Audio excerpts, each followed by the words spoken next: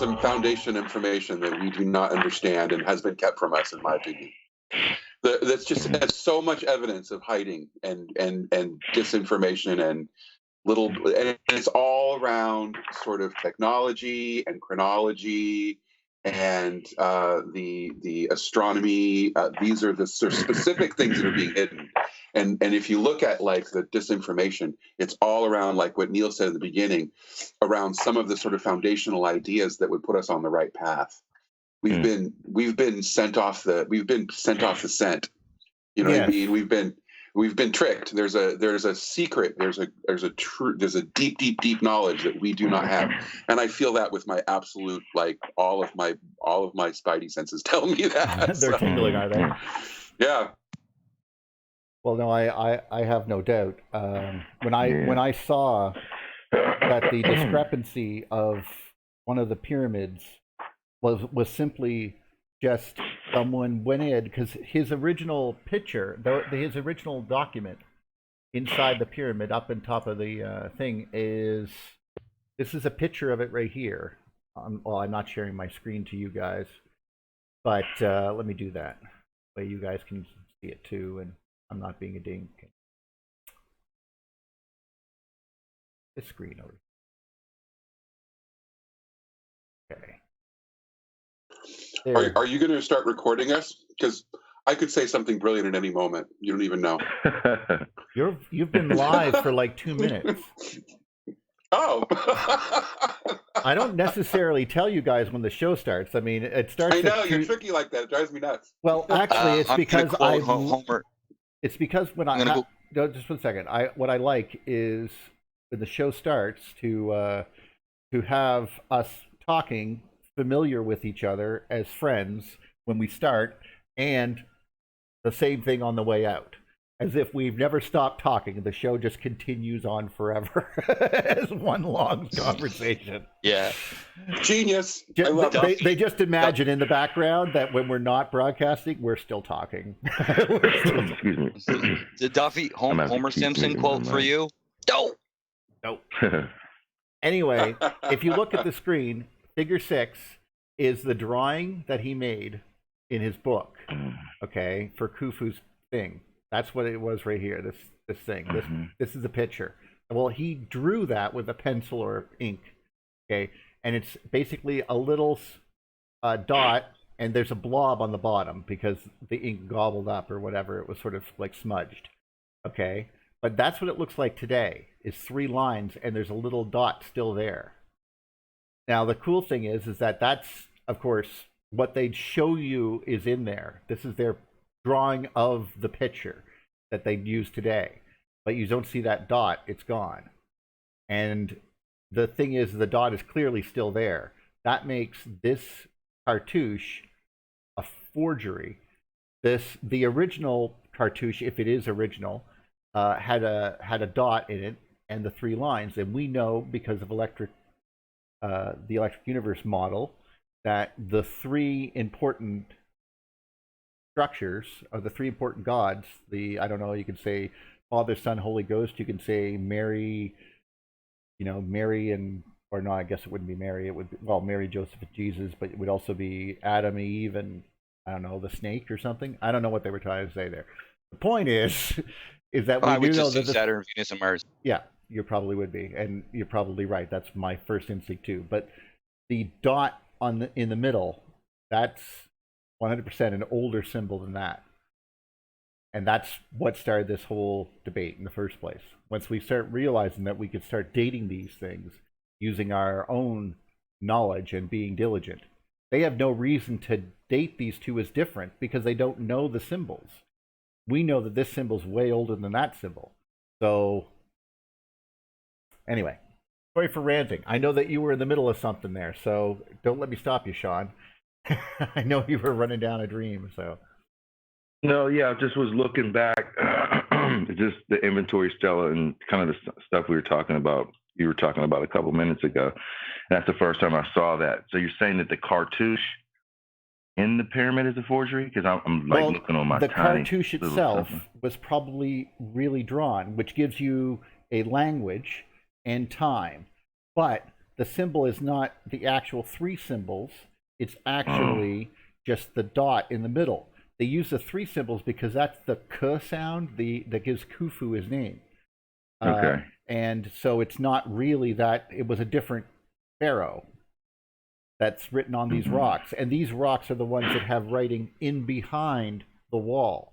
And they're the only ones that do. So this means that this particular writing goes in behind the wall, which means it was placed there when this thing was built. Okay, I got you. Yeah, so it basically gives us 2 points. It gives us, number one, it's not Khufu, and number two, they had the same writing, though.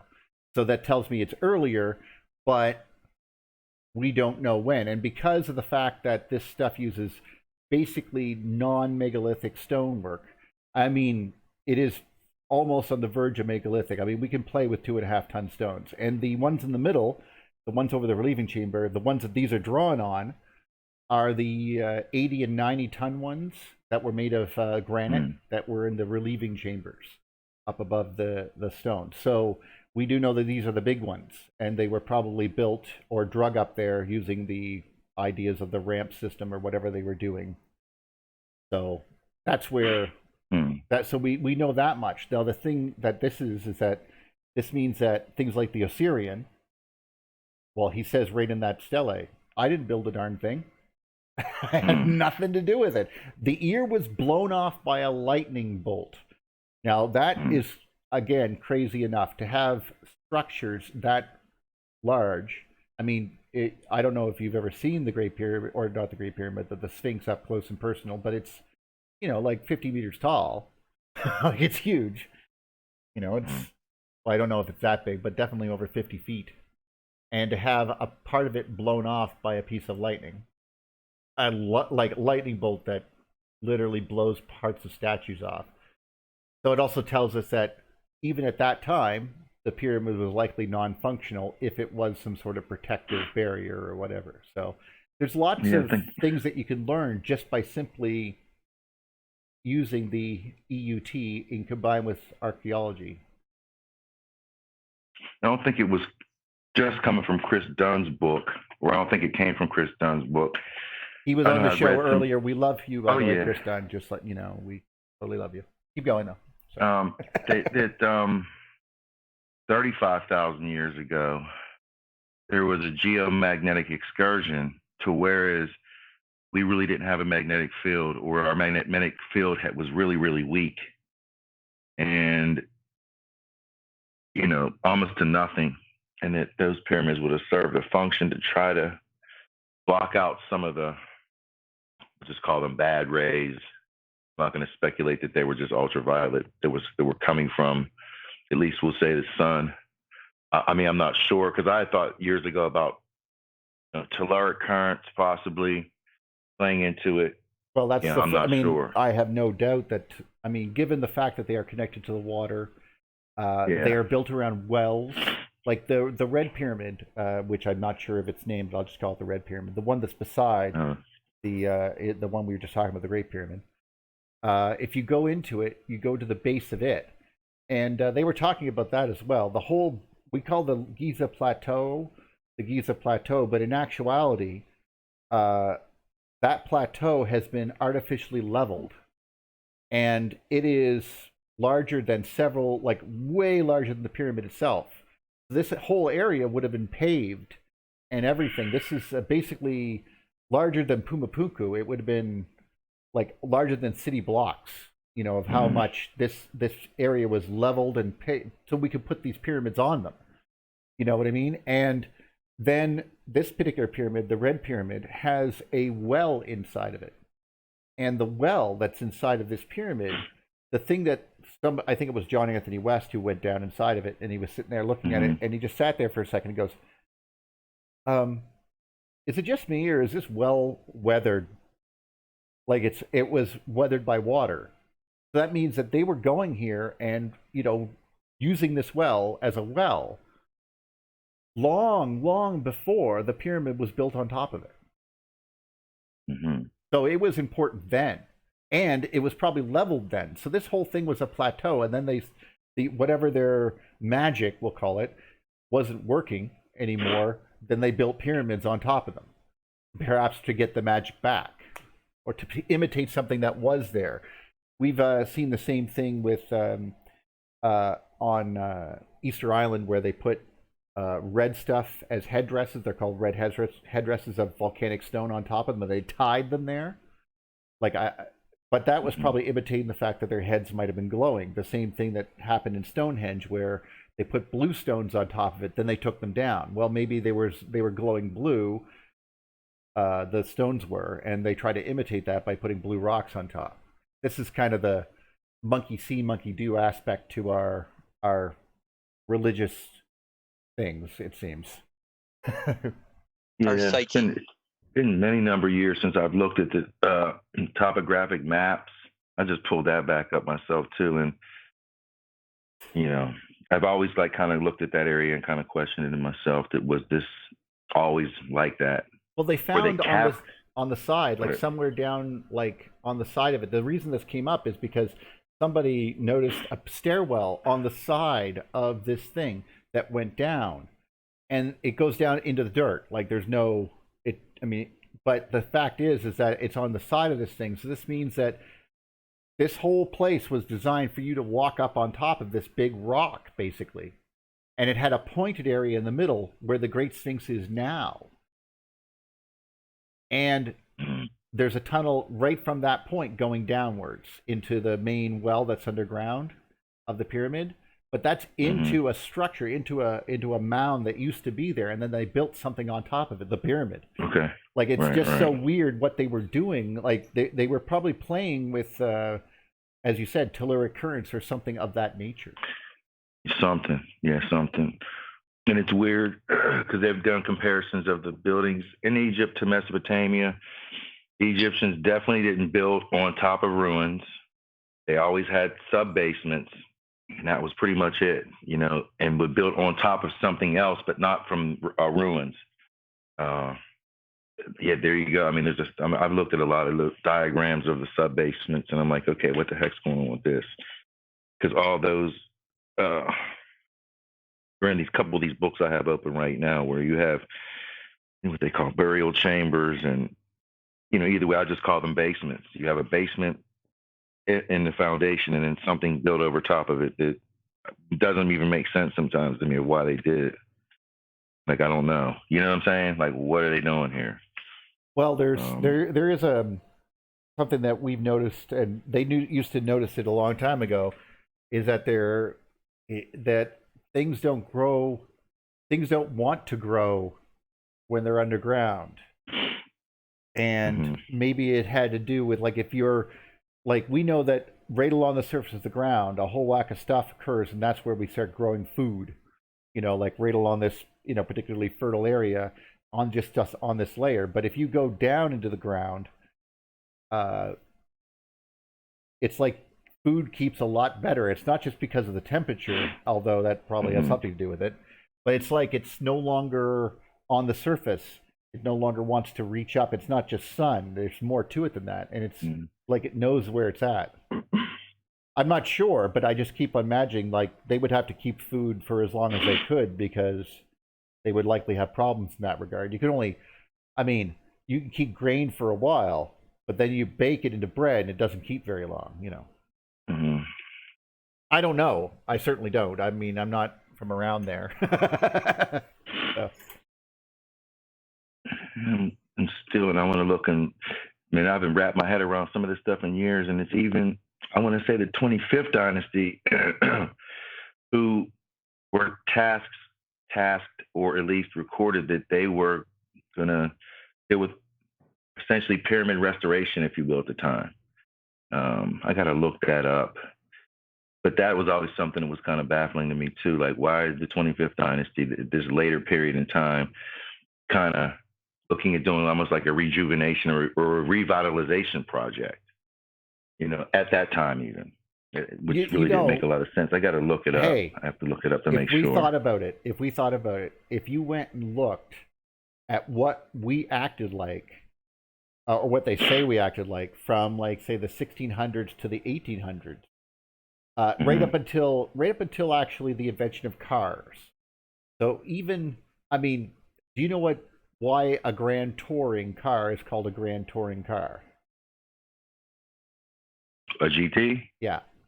I always I'm just thought wondering. it was because those are the ones you can get in and are comfortable to travel in. That's true. That is true. I have a car that's a GT as well, relatively fast and sporty, but also comfortable to travel in. Well, it's because that car was made to go on what was called the Grand Tour. And the Grand Tour was something that rich people did with their offspring, and they sent them to go tour all of the ancient classical places of the world, Rome, Greece, that type of thing, to complete your quote-unquote classical education. You would go on the Grand Tour. And that's sort of like, congratulations, you're graduating. You know, and so that they would send you on this tour, and you would go all the way through all these old cities and back up. Now, you would sometimes do that by, I mean, cars were the latest thing to do it, but before that, you would take it on, like, on horseback. You know, you would, you know, that's how it would. You take a boat there, you know, to these places. And anyway, that was the revitalization. We started imitating all of these structures, so they say, anyway. And like they did in ancient Rome, and it became a big thing for us. So that's in a very similar station. Why did the people from the 1960 or from the 1600s to 1800s act like there was a revitalization project of ancient Rome? That's the same question, right?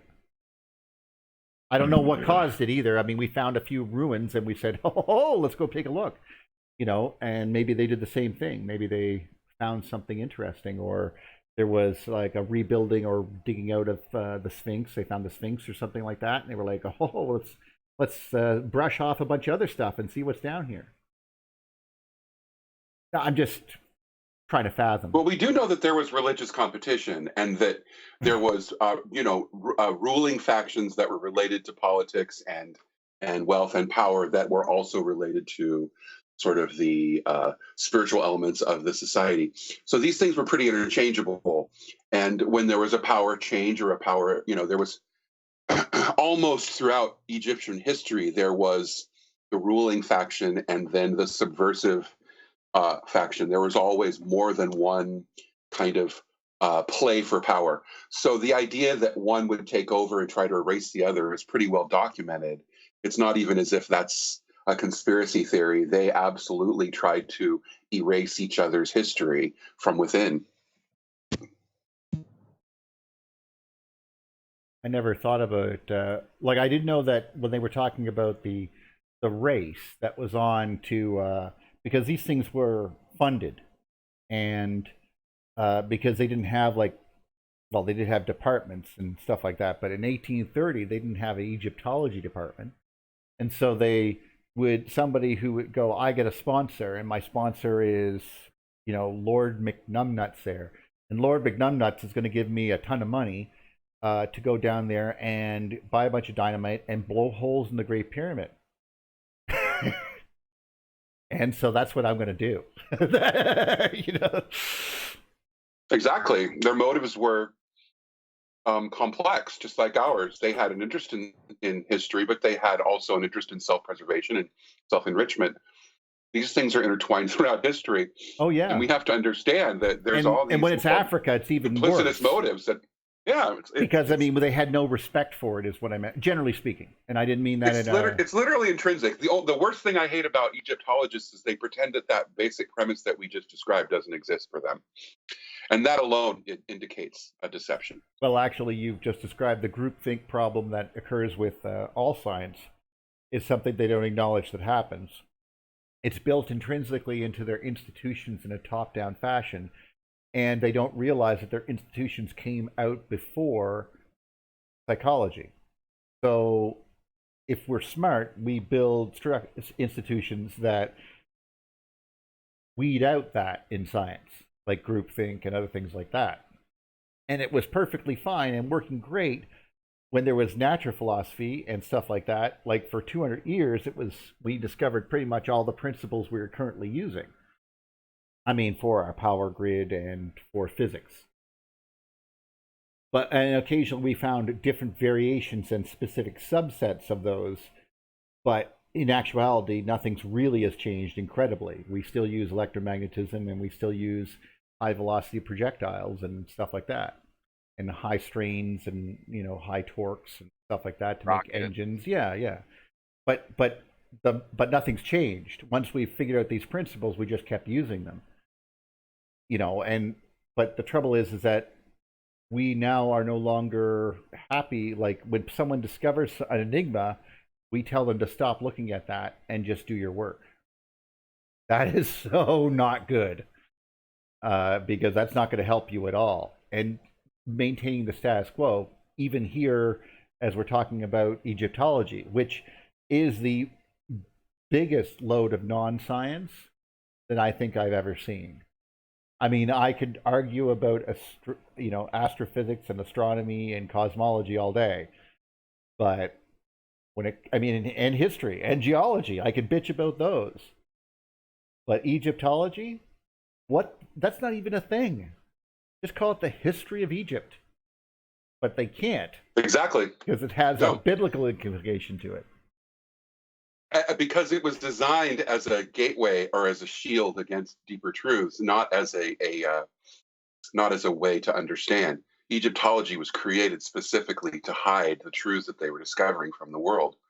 Period. I mean, You think? That absolutely. There's no doubt in my mind. Why would they create this whole sort of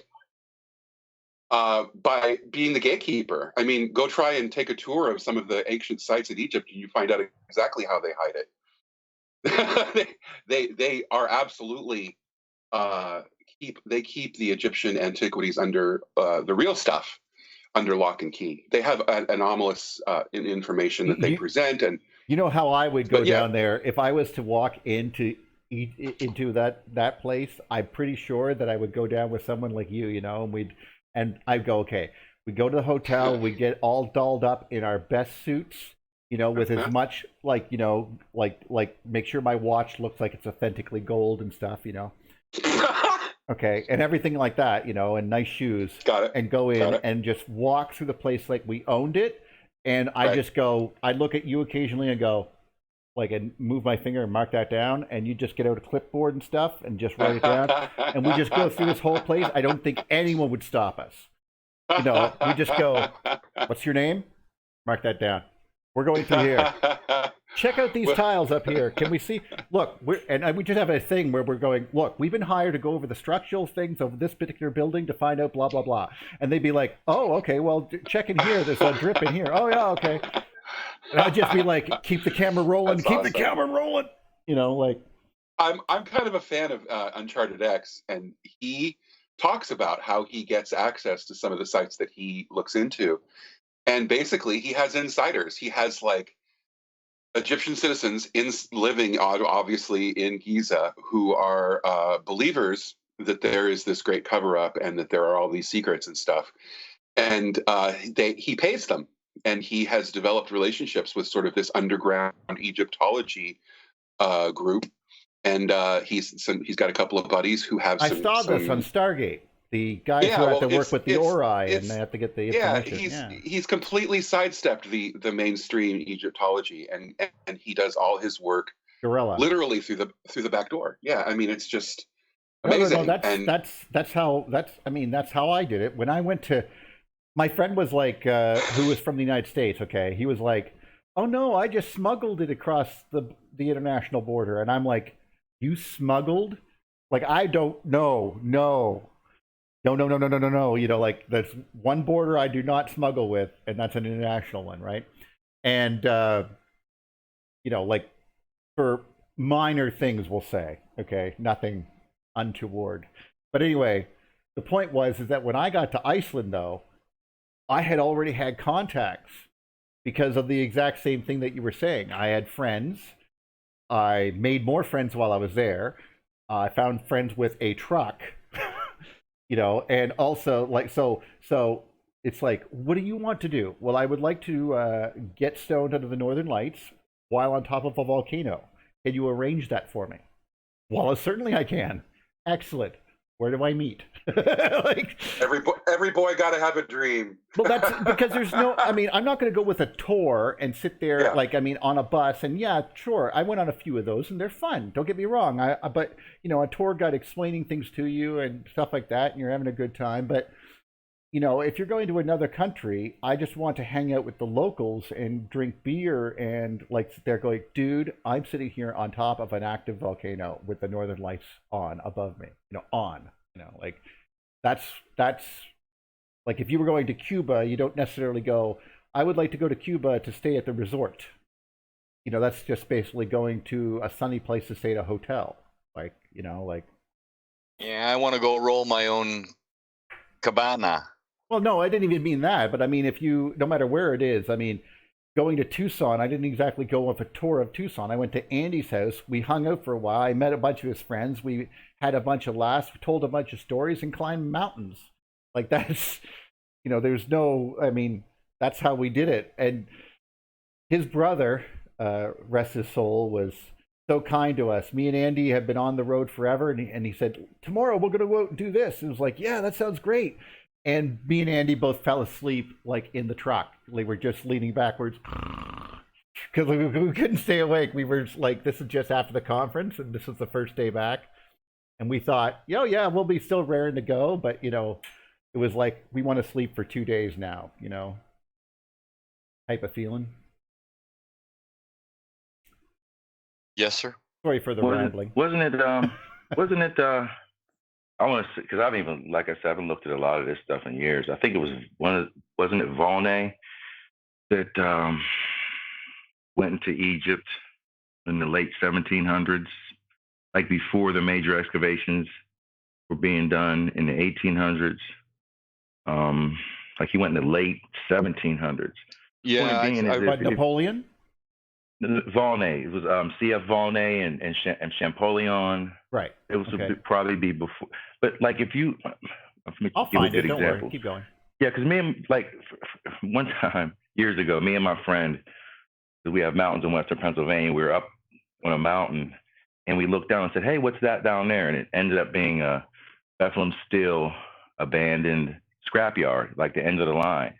So we were like, "Let's go down in there and explore." There's all kind of neat stuff in there, from huge transformers to, brass and copper sleeves that we had no idea what they were used for.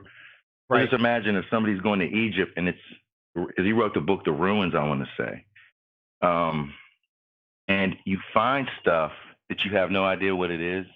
You say, well, let's just take that. You know what I mean? And we won't tell anybody about this here. So I kind of understand what. Well, actually, that was very common. Saying, they didn't have pictures back then. I don't know.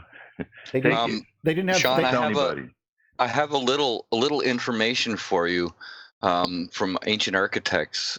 Did a video about a fellow named Frederick Norden, a Danish naval captain and explorer who lived between 1708 and 1742. He traveled through Egypt between 1737 and 1738 and noted a fourth pyramid on the Giza Plateau. Say what? Well, I actually have that on the screen. That pyramid. So here's a discovery as May 6, 2019 was announced that they found another pyramid on the Giza Plateau. And there's Hawass or whatever. Anyway, they found a tomb on the but it's actually the pyramid had been removed on top of it. I mean, the bricks that made up the pyramid were gone. Right. But this had to happen after that point because of that painting. It was where they said it was. So it's right. Where did they say it was? In the back corner, right? Well, if you look at the screen, I'll show you where. Okay. So he's going to show you right here. So this is where he's standing, and they're going to turn the camera in a second. There's the Great Pyramid. Okay, and it's right there. So it's down behind it. Right. Well, this fella, Frederick Norton described a pyramid just offline with the other pyramids in the back corner. It would be the Great Pyramid, the next one, and then there was one that's offset that we see today, and then there was another one just offset from it behind that in a almost not in a straight line, but in a line with those other ones. It looks like they're describing another pyramid, a fifth one. Well, I can't attest to that. I do know that I wish I had I saw where it was in a drawing, so I think it's the same location. But I just provided the link to Ancient Architects video, and I'm looking for a description. There we go at I see it. 121. Yeah, I'm looking at it right now. You can see a drawing of it at 121. Yeah. I'm at 123. Don't tell me what to do. All right. Stop yelling at me. Stop yelling at me. Yeah, and there is. It looks like there was more. It seems odd that he made them look, the angles look wrong, but I won't judge. Maybe drawing was not. I'll judge for you. There are some pretty good descriptions that he laid out. So but that guy had a cool nose, though. The Sphinx. Well, that was 1743, and so this lends before Napoleon. I was going to say this lends a lot of credence that Napoleon walked over and smashed the hell out of that. But because I was just mentioning that too, because it seems real. I remember Bill Sosa, whenever he was doing the show, mentioned that you got a Baghdad battery over here, but you don't really have any proof of that in Egypt over there. And he kind of mentioned that he thinks too that some of the relics that were found were never talked about, because it seems odd that once, I know the French definitely first start going over to Egypt, by the mid 1800s, you got spark gap transmitters popping up and all kind of neat little devices just popping up, spark gap radio transmitters, the whole nine. It's much easier to reverse engineer something than it is to. Is that what? Okay, no. This you've just blown my mind. I need to take a step back. I'm going to go and just think about my preview right now because I can't believe what you just said. Because I'm looking at the screen right now. It's not ironic. It is coincidental. It is coincidental. Very coincidental. Very suspiciously coincidental. Like, wait a minute now. We got stuff just popping up now, and it's like. There has to be secret notes of Faraday going, some guy from the Egyptology Museum came over and dropped this on my lap. Yeah, like, what is this? Play with this and tell me what it is. And since I am, yeah, exactly. What is this thing? Because that's what you do. You ask an engineer. I mean, assuming it's not artwork or whatever, or a tradesman. Ask a tradesman. That's even better. Right. It just seems like really odd. I mean, to me, very ironic. That stuff starts to just pop up right around the same time that people are exploring the ruins, if you will. Welcome to the February 16th edition of the Electric View. I'm Neil Thompson. Today on the show, we are discussing discrepancies and enigmas within Egyptian culture and history, comparing them to other cultural technologies of the world, and seeing if the electric universe can shed some light on these structures and symbols. Please take a moment to like, subscribe, and donate if you wish.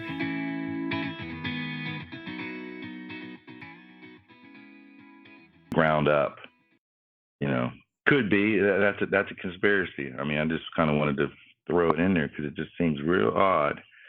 Because the Baghdad battery is pretty simple. But nothing like that was ever found in Egypt. Nothing was found. I mean, Bill said that, and I'm like, yeah, he's right. There's nothing that we have in any museum. Just like, look at this early technology of, spark gap, voltage piles, the transmitter, or something. You know what I mean? Well, okay. So let's go to where it was. It would have to be Volta. Let's go to Volta and find out when Volta is. And Champollion was born in 1790. Okay, Volta. God, what's I don't know the full name.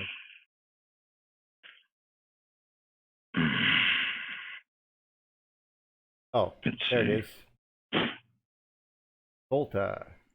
May refer to a person. Yes. Alessandro Volta. Okay.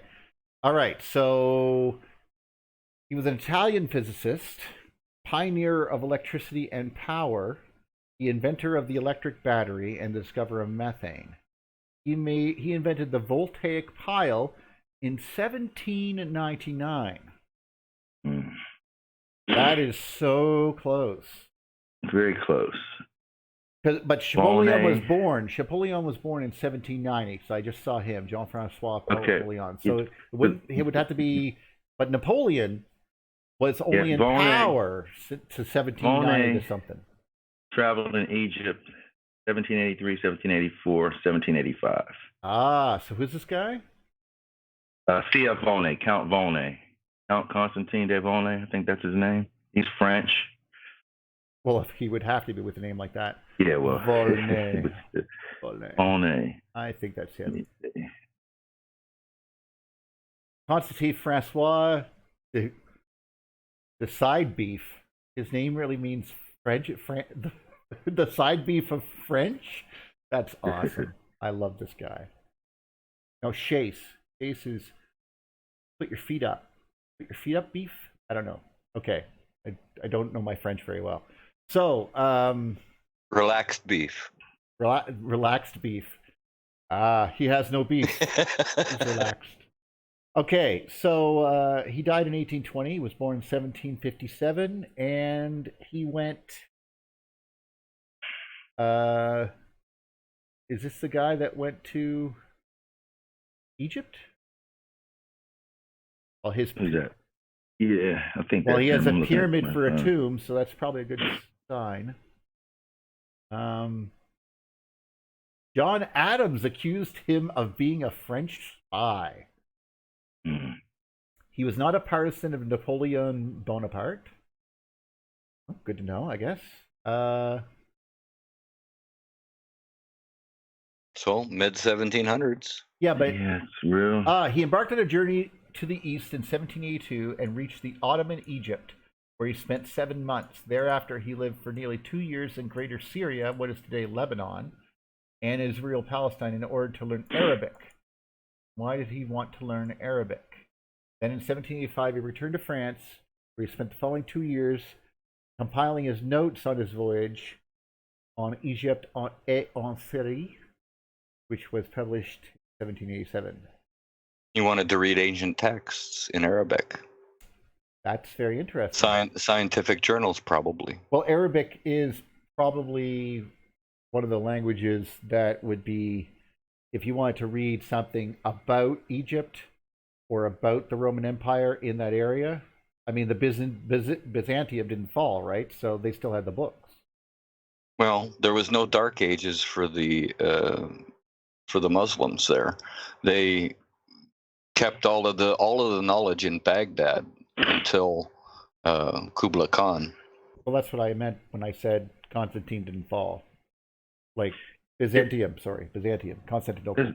This is right. This is along the same lines. This is something too that I've been thinking about. I'm just looking on Wikipedia myself. Mm-hmm. It talks about the Rosetta Stone discovered in 1799. Mm-hmm. Yeah. You have dates of 1809, 1829. People are starting to decipher hieroglyphics, etc. Isn't it ironic that the catastrophism movement kind of starts dying at that same point in time, and then boom, there's a switch to uniformitarianism real quick in this same period of time we're talking about? They're digging up the stuff in Egypt and in Mesopotamia. And as this is happening, that's when the paradigm starts to shift away from catastrophism to uniformitarianism. Well, we start regarding myth. We start regarding Bible stuff as myth, I think, and more people are going, "This is real and this is not real," and maybe, and I can envision there being a drive to go to like that. He saw something that he got from ancient Egypt and Volta looked at it and went, huh. And because all Volta did was he basically built a battery and was able to use electrolytes to separate charges by using different metals. So that's not really that hard to infer or quote unquote reverse engineer. In fact, that's really easy. If I saw a quote Baghdad battery, I could figure it out. Well, admittedly, I have electrical engineering degree, but the point is, is that there was two different metals separated by a space, and an acidic solution was put in between them. That allowed you to withdraw energy from the chemical solution, which is basically, the same basic thing as a lemon thing or a potato clock or whatever, Well, we didn't know of the Baghdad battery until 1938. No, that's when they discovered it. But what if somebody went down there in France, from France in the 1700s, and as we're talking about 1780s or so, and then they pick up a few trinkets that don't work anymore. But they don't work, but they don't understand what the heck they are, so they say, yeah, no, you can have this, sure, or whatever. But I mean, you try to figure it out. And there's a lot of these things, as we were discussing. We got to think about what this was when all these things were just unburied. See, we're looking at, like, we do know that they were into the Great Pyramid. They got into the upper chambers of the Great Pyramid in 950 or so. So that's only been open for 1,100 years, and it was still buried in dirt for a lot of that. So, and of course, they just found the Sphinx and then found it again. So, this is what I mean by we don't know what they actually had access to. People would find this stuff in the dirt and don't have any, like, they didn't have as many pictures as we had of descriptions to have seen all of the important things in Egypt, even if you were Egyptian, would be impossible. So you were basically going off of people when you arrived there. They're going to tell you stories that their parents told them, and parents told them, and parents told them. That's what I mean. So when they find something, it's out of context and they don't know what they have. So someone like, if you were smart, you go to a foreign country and they're sitting there showing you these technological devices that you don't understand, and they think they're ritualistic or whatever, and you go back and take them back to one of your smart friends named Volta, he might be able to do something with that, because this is just the beginning. Don't remember, this is before they even understood the term electricity. That didn't even exist yet, okay? Right. So they don't know what they're playing with. They're playing with the quote-unquote powers of the gods. And I think that's very interesting and very compelling. And they're obviously looking through an alchemical point of view, because he thinks he's probably extracting energy from battery juice. He doesn't understand, what's causing these things to work as well as they are. Anyway, was it Volta that did it was at the Royal Institute, the first time anybody saw a spark gap work, and he turns the crank handle and the spark starts shooting, and people in the crowd were just like, oh my, it's the power of God. People were like awestruck, and they're like, whoa. Then at the same time, like I'm saying, when I'm reading this stuff, it's like, okay, uniformitarianism and Charles Lyell's Principle of Geology was released in 1830. Cuvier, if I'm pronouncing his name correct, Georges Cuvier, was not so much the father of catastrophism, but that short-lived. I mean, he lived from August 1769 to May 1832. So it's like you have all this stuff going on between the late 1700s and into the mid and late 1800s, and the paradigm shifts as all this stuff is being excavated and rediscovered, if you will. It just seems, if you want to be conspiratorial, we can be, but nonetheless, it's just pretty obvious to me. Goodness gracious. It's very interesting. So they didn't have, but I'm trying to figure out when they invented. Like I do know that they rubbed cat fur on glass and stuff like that to get sparks, but to actually make a constant stream of sparks, I'm trying to. Yeah, it was the forget who. I thought it was Volta, but maybe I'm wrong. I looked at that a little while ago, where he turned the crank, and like I said, the people were just floored. You know, especially if you had the lights out. You have a room full of aristocrats, and it's like, watch this, and you start turning the crank, and you see sparks shooting. It's like people would have freaked out. Okay, it says the concept of an electrostatic generator, which charges mechanically transported in small amounts to an interior high voltage electrode, was invented in 1867 by William Thomson, or otherwise known as Lord Kelvin. Okay, here we go. Here we go. And Abraham Gottlieb Werner was the person who thought up uniformitarianism in 1817. Is his death? So it would have been the late 1700s. What was his name again? Abraham Gottlieb Werner. Okay. Okay. All right. Yeah, because sometimes when we Google stuff, it gives us some general information, but not all of it. Well, he first here we go. proposed the idea, and other people added to that idea. Here we go. Up until right. So then Charles Lyell kind of popularized it. I got you. James Hutton added I to see it. Now. Oh, John Playfair popularized it.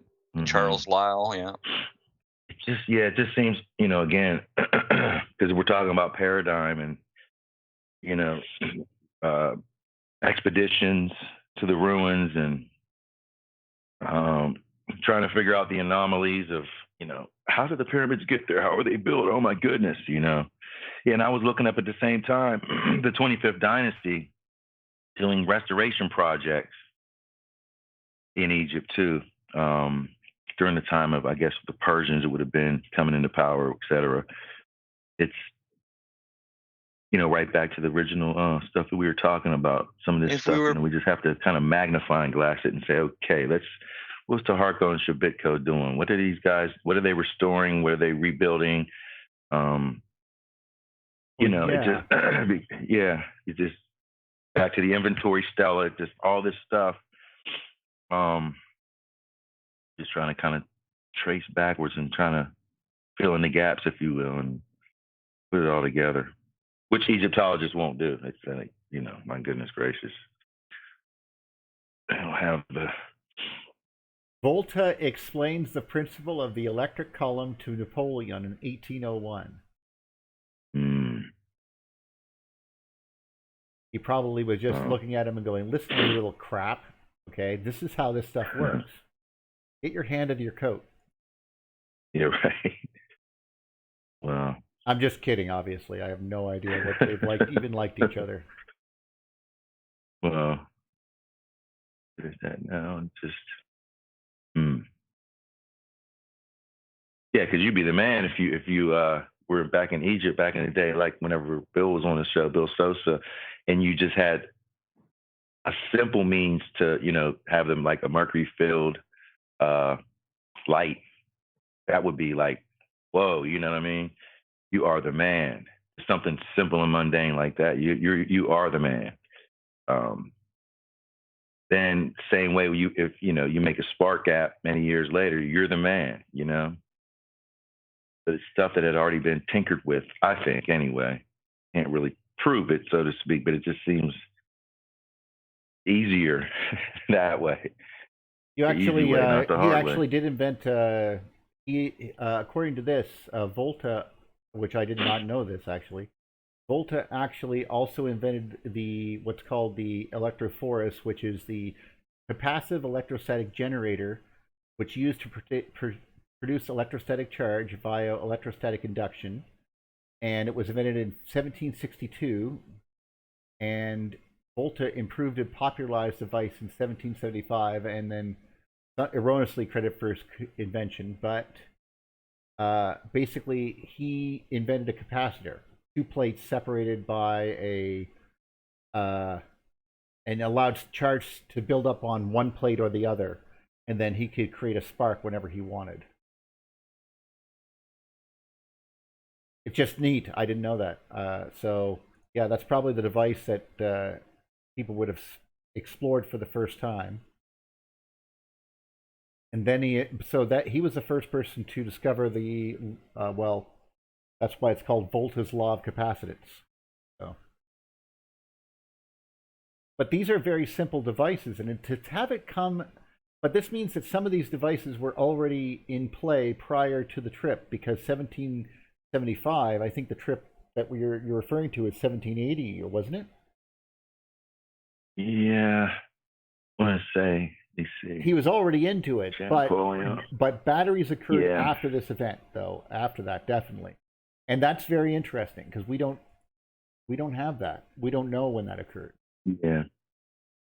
Yeah, it travels Volney, 1783, 84, and 85, I want to say, from what this is telling me here on Gutenberg. Well, and it took them a while to get back, and when they got back, it would have been, well, and also Volta's in Italy, and they were going to France. That's another thing. So that's another thing too. Yeah, but then but he stole from Swedes and everything else. Everybody. At a point in time, you had the Italian, the French, the Germans, and the British. I think everybody was down there. At a point, that could have been later. It is a classical. I'm not sure. It's a classical time, as we were talking about earlier. Yeah. The grand touring time. Just interesting, though. Very interesting. Yeah. Like I said, that's just piggybacking off of what Bill said and what Duffy said, that there's some stuff that they found, I'm sure, that, no, don't tell anybody about this. Don't put this in the museum. We're going to keep this here. Well, they talk about those, the biggest things that I thought was those giant tuning forks. I heard about those. I thought those were very interesting. What I also like is that if you can invent batteries, this is also very important. You can really do some crazy stuff. Like this right here, what's on the screen is William Sosa's video. And if you see the way that they're connected here, like the pots are all connected from one point to the next point to the next point, that's literally a voltage jump to a voltage jump to a voltage jump. If you put 2,000, 9-volt batteries together, then you have 18,000 volts DC. You do have that voltage because each one stacks on top of the last one to the last one to the last one to the last one, right? 9-volt steps each time. So this is obviously the principle of putting batteries in series. Well, they don't need to be that powerful of a battery. They only need 2 volts each. But once you string, well, that's what we do today. Each battery we make only has a maximum of about 2.2, 2.1 volts. And then we stack those cells together to make 12. And that's how we do it. That's just how that goes. Right. So that once you figure that out, and that wouldn't be hard, you'd be on your way to making some high voltages just by using pots and different types of metals and grape juice.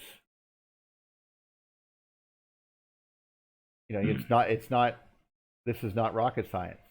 I mean, Volta showed that all he was doing was using 2 types of metal and wet cardboard with salt mixed in, brine. That's how he rolled, and he got 2 volts out of that. So it's just not hard to imagine, is what I'm saying. Well, what is it? It's just a charge and a conductive material and an electrolyte. Yeah, I'm saying it right. Yeah, pretty much all you need. And you're moving stuff from one surface to the next surface, so it's from zinc to iron or whatever. Very interesting. Yeah, because it's almost like when we look at things like Washington, D.C. You have an obelisk. You have Roman architecture, and I would even consider the Jefferson Memorial is like the Dome of the Rock. I think that's what they call the building in Jerusalem. Oh, okay. It's almost like a slap in the face. Like, that technology in just masonry, if you will, is just one level of it. That's just one level of it. How did we do that? Don't worry about it. It's there. Go look at it. Yeah, like we're not telling you how we build it. They cover these things with Egyptian symbols and wonder why we think about this stuff. Like, what are we doing? How did that get there? And oh no, then there goes the bias of, again, I think it was Egypt's in the Bible like 900 times or something ridiculous. The word Egypt or Egyptian, it's like a lot. The frequency of the word is in there a lot. So that was kind of where my interest level was. Like, why is this in there so many times if it's, an evil paganistic, culture, or the heathen, you're wrong and I'm right. Okay, but then everybody, all of Christian religion sort of comes everywhere from Egyptian. Well, the reason why they don't do that is because they are actually their cousins, very, very close cousins. The Egyptians, the Hebrews, the Phoenicians, all of those people in the Middle East are very, very closely related. I was going to say something funny. Oh, man. Cousin put some rap lyrics together. He's in Africa touring right now, and he kind of said the same thing he did say that in a rap song. You have these bloodlines of Jews and Arabs, quote unquote, would be closely related, Go figure, They're the same people. Actually, it's Immortal Technique who said, like a woman's heart torn apart. No, it goes, Jews and Arab, or it goes, God, I'm never going to rap. I'm just going to stop right now. But the point is that it was basically talking about the same thing. Like a woman's heart torn apart in a marriage is what it's like when the Arabs and the Jews fight. I'm going to tell you a genetic fact. The rabbinic Jews in New York, their genes have been tested and compared to Palestinians, and they're the same people. Oh, gotcha. Yeah. Of course they're the same people. They're the same people. No, I mean, of course they are. They intermarried across the border up until 1967. Well, no, or whatever. The genetic studies go back even further. They're looking. They didn't just take live samples. They've taken, samples from dead people. No, I'm not judging. I'm just simply saying, right up until that point, there was literally, they were just the same people. It's sort of like, the Spanish are Spanish because they lived with the Moors there and they became one people, and that's just the way it is. That's how people work. Right. I mean, hopefully in a good way, if they work in a good way. This constellation happened in the 9-year war that Pharaoh had with all his personal name was Dan, D-A-N. And all the rivers up north and around there are called Dan, the Dan View. All those things are and they had that 9-year war from the beginning of the beginning of the famine, 7-year famine in Egypt in 1842 before the Common Era. And after the 9-year war, they consolidated all these people. And the border of Egypt at that time was from the Mediterranean to the Tigris River. So, well, it included Lebanon. All the way up. In fact, they had taken that territory from the Mesopotamians at that time. They actually established Argos up there, all the way into Greece.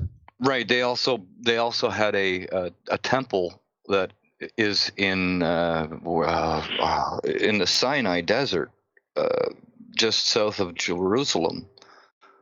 that was making the bread cake for the kings, the anatomic monatomic gold cake. Yeah, and well, I mean, this goes on and on and on. The Philistines are actually Egyptians. They, of course, after years of separation, after the centuries of separation. So when a they kind thespian of says "you Philistine," they just mean you Egyptian. Okay, well that takes a lot out of it. just like they call it the Palestine area. That's just basically a name. It's not a culture or people. It's No, it's a place. It's just a region. Yeah. But I mean, it became a culture unto itself after centuries of separation, basically. But Right, you're 100% right, James. well, I don't care to be right. I just wanted to inform that the mixing of the people happened, in the 19th century before the Common Era, and of course they're all genetically the same because they were purposely put in certain areas and mixed, if you could say that. But of course, we're not talking about tons and tons and tons of people like we think about today. Because the first time in Egypt they had 1 million people in there was like at the Common Era. Before that, a whole nation could be 40,000 people. And so when we're not talking about lots and lots of people here. Like that's why Rome as was we huge. think about today. Yeah. Yeah. So, I mean, 10,000, even less than 10,000 people could be a whole nation. It could be just one area, one city. Well, that's the stuff that makes me think about. We couldn't have just been in such a precarious situation up until just recently. You know what I mean? Like, the way that they talk is that we've always been growing in population, and if you go back in time further and further, we just get smaller and smaller, and that just doesn't seem logical. You know what I mean? Like, I think that the idea of a catastrophe of basically, as we were talking about, a flood or something washing over, and then of course people who are surviving by climbing the pyramid or climbing or going to where those buildings are to the side there, and climbing the cliff faces beside, which basically would mean everyone in that whole the valley is dead, sure, and they wash back down towards the Mediterranean, but we're fine. Like, you could live there, but there's so there's going to be a bunch of people left. I can see why Egypt managed to, because of its geography, managed to not get killed as much, but that wouldn't be the same for every place, obviously. Like, obviously India got smoked, stuff went right up to the mountains there. And we've seen this happen, by the way, in modern times. Like in 1994, we have all these pictures of it wasn't 94, 2004 earthquake and then tsunami. That event, we have lots of pictures of it from the side of stuff further away from the epicenter. But there was a city called Aceh, A-C-E-H, that was only like 16 kilometers from the epicenter. And it was literally 150 foot high on this wall, and above that there were trees, and below that the rock was just cut clean right down to the rock. So the waves that hit that were, there was nothing left. The only evidence we have from that is memory cards that survived the event, because no one lived, because only the people who get higher than that water line lived. And you had to get there pretty darn quick, right? Well, this is a situation that the entire world probably went through something like that. So with that, then from that point forward, we start repopulating. And where you landed, I guess, is when you started doing your thing. I guess Palestine. Wow. But you know what I mean. and this is not even talking about the other things. Like we're not even talking about Sodom and Gomorrah, which was before that, and well, actually after that.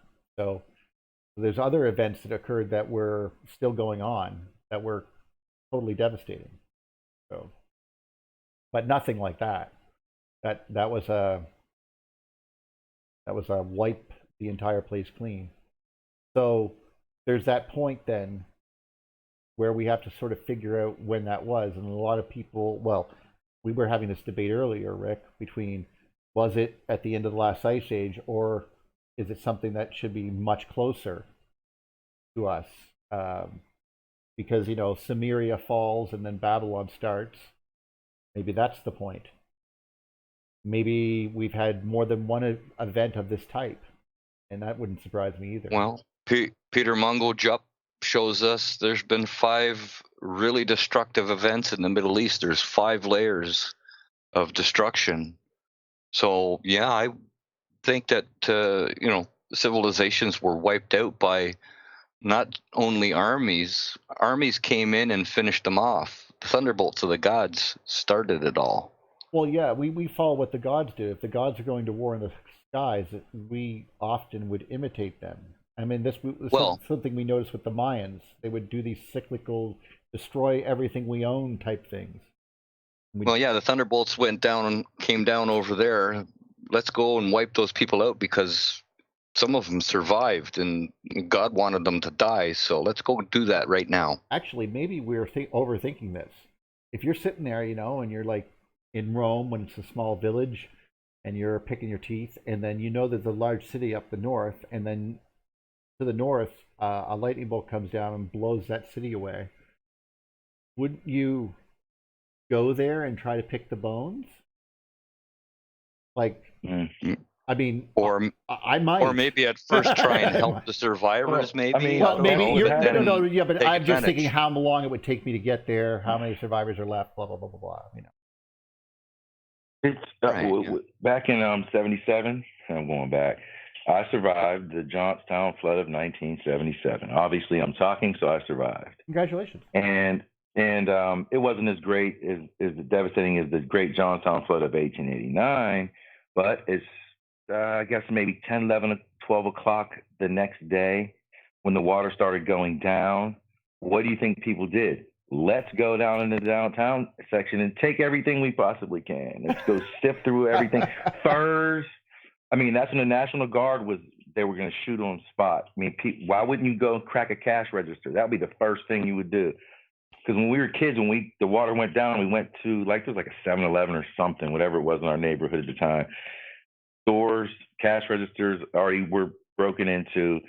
People were taking furs and anything that wasn't that badly damaged, obviously, in the flood from the ruins. That would be natural. Go down in the city, in the valley, and let's go pick through the bones, if you will. Well, they would also know that because of these hits, we would know that these hits are not because there were shepherds, and they would know the stories of being out there, you know, doing your thing, and then suddenly a lightning bolt comes down and kills all your cows or all your sheep or whatever, right? Mm.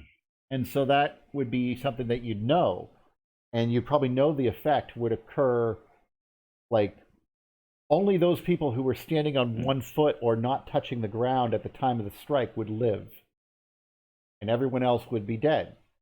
So, because the moment, if you're stepping with a step at any distance between your feet, you create a loop in your own body, and therefore you have current flowing through you, therefore you're going to die.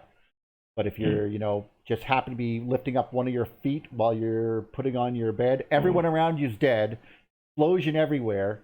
So only a few of you are left alive. You're right. I mean, if they were not your friends when you showed up there 2 days later, you're going to conquer them like nothing. I mean, if they're not your friends, but that would depend on the relationship. If it was, because I'm speaking of Rome and Etruscan cities. But if it was another Roman town, you know, you would go and help. You know, have like a National Guard, I guess, I don't know if you'd feel that secure Red of a bunch Cross. of friggin', Roman centurions coming through. No, we're here to help. Yeah, the swords are just conversation pieces. Right. I mean, yeah, even in '77, there were people that would ride around in pickup trucks with rifles and stuff. Kind of our own police force, if you will, at the time. Citizens were getting involved and making trying sure to help, no one's. Yeah, I mean, I wouldn't feel guilty about going downtown and grabbing a floating bag of chips floating by. Like, that wouldn't bother me. I wouldn't feel guilty about that. But you're right. My first instinct, like when we had an ice storm up here, and it was the great ice storm of '98, and that it shut down power because we had 2 inches or 3 inches of ice across our power lines, and they couldn't take it, so they collapsed. And they called out the military and everything, and or what we call it the reserves, and and they helped get everything back up and running. But I don't think that was not the first thing on my mind at all. Was driving the snowmobile when there was no ability for anyone else to drive around was fun. Going down the road, like those are kind of cool. But besides those cases of, hey, I have my own, there's no laws, like that little moment. But there's no, let's go steal that. But then again, I wasn't downtown either, and I was also just a kid, so I have no, frame of reference to that. But right. Usually, what happens, though, right? But also, there is a definite description of the fact that if you were in Philadelphia in the '70s and black, you would not feel a connection to these people at all. They're not your people.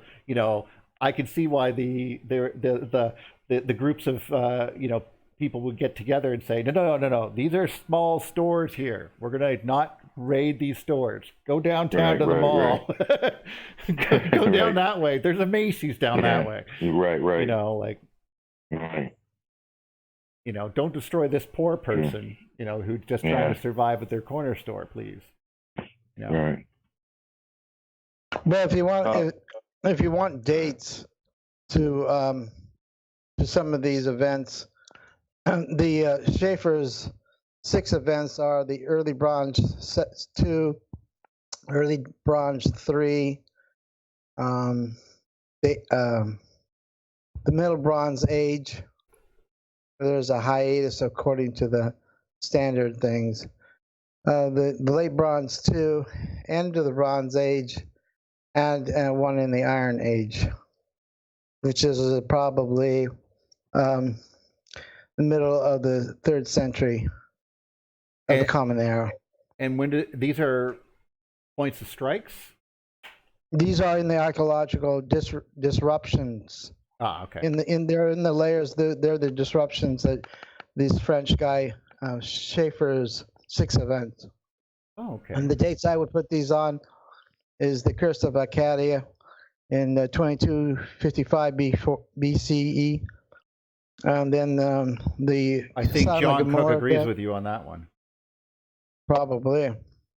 Well, that's pretty standard. I'm looking for a number. I think I saw it there. It was, here's the flood of Noah. Okay. So yeah, then there's the.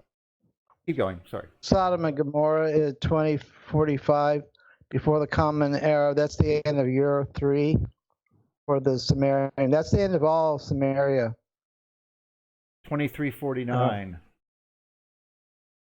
He says that's generally when the Absu disappeared. Well, that's the standard Curse of Acadia. But I put it at 2255 before the Common Era. He thinks this is where the moon arrived.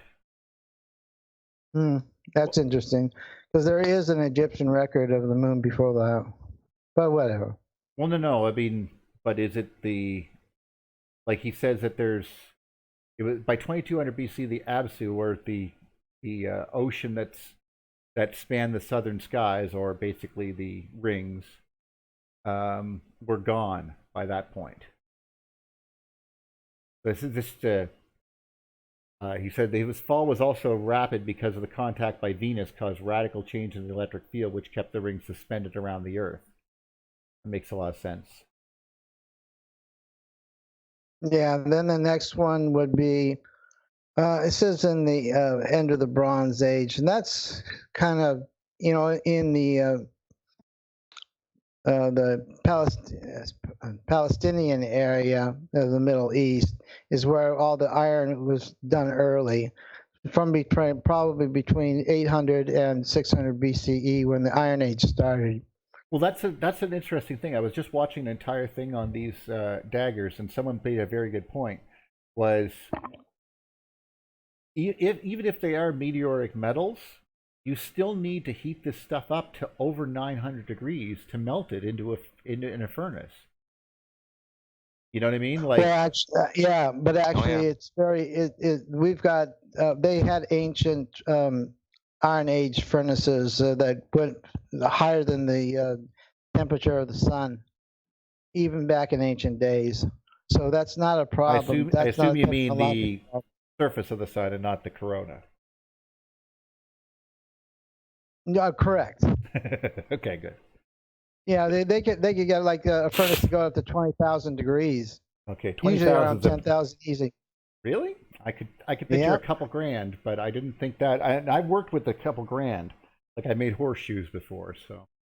Well, that's what I read. So if what I read was right, take that with a grain of salt. Then. Fair enough. We won't argue with that. They definitely got hot though, and that was something that someone pointed out. I was like, because all you need is really heat and the ability to smash the iron into softened metal. Yeah. Well, no, but that's if it's meteoric. If it's not meteoric, you have to make it. And the trouble is that some of this stuff is almost supernatural. Like that Tutankhamun's dagger is 25% nickel. Like it's practically stainless steel. It has a high cobalt and carbon content. Like, and I'm like, that's not even meteoric. That's. Yeah, I was gonna say then it can't be meteoric then. Yeah. Is that King Tut's? Is that King Tut's knife? Yes, it's his personal stabber. Yes, he had one of those. Yeah, and that's probably the earliest of smelting instruments ever, because he put my date of his burial is 780 before the Common Era, so that would be very early in the smelting processes in the Palestinian area. Oh, and this is actually quite interesting. I want to be trying to find a good picture of it. So, all pissed off now because I didn't click. There it is. Okay. Anyway, the one that we see that's the gray one, the brownish one, or the dirty one here. This is the one that's meteoric iron, which is obviously beautiful and handmade and stuff with very little tarnishing. And high in nickel content, because we know that meteors are very high in nickel. Well, this one right here, the one above it, that's a golden blade, but it's not pure gold. It's mixed with other alloys to make a strong but yet golden blade. Like, I don't even know how they did that. Like, that's rare, crazy.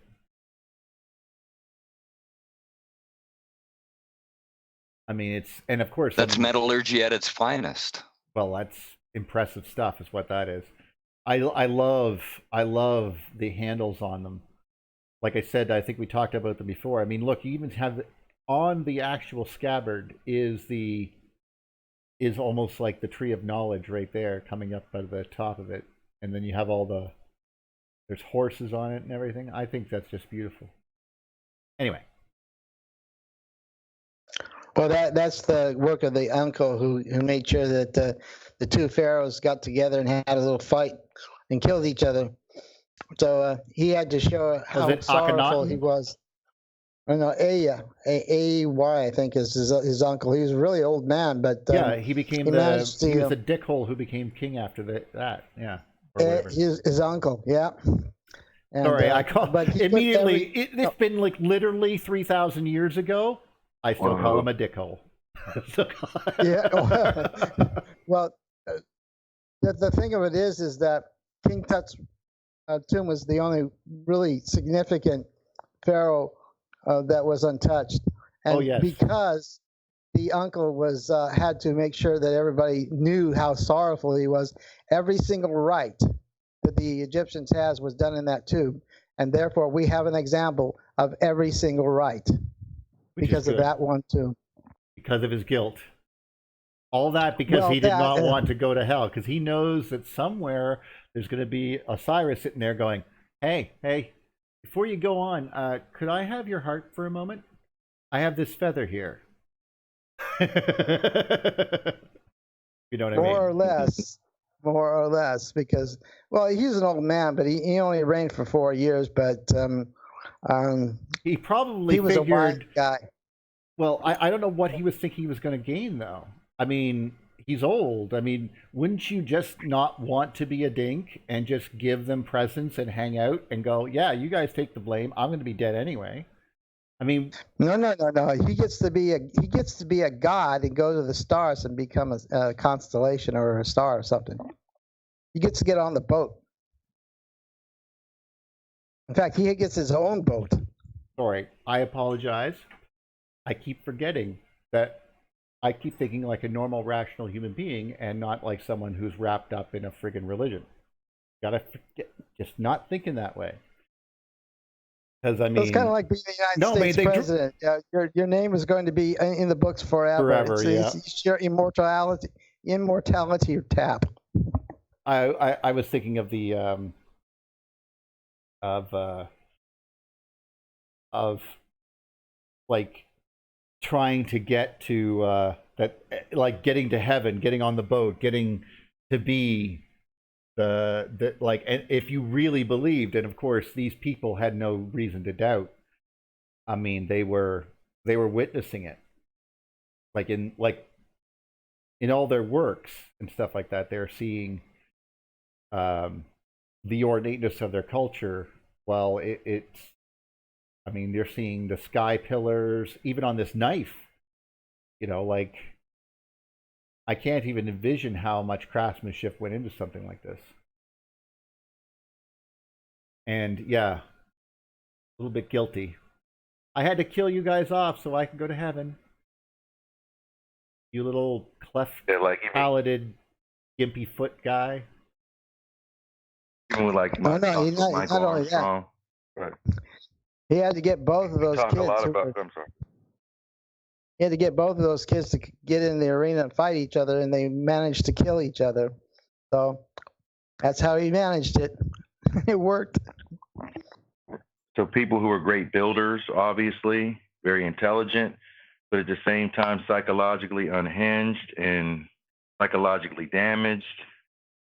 And we're sitting here trying to figure them out the best we can. Is, you know, kind of the talks I have with Michael about this stuff too. Like, even the funerary text, this stuff is in tombs that was, you know, excavated, obviously, and we went down in the tombs like, oh, look at this stuff. It wasn't stuff that was published like you're walking down the street. Yeah, I think I'll go and buy a copy of the Book of the Dead today and a copy of the Duat, and let's read this stuff. It's like in tombs that even you can't even get into now.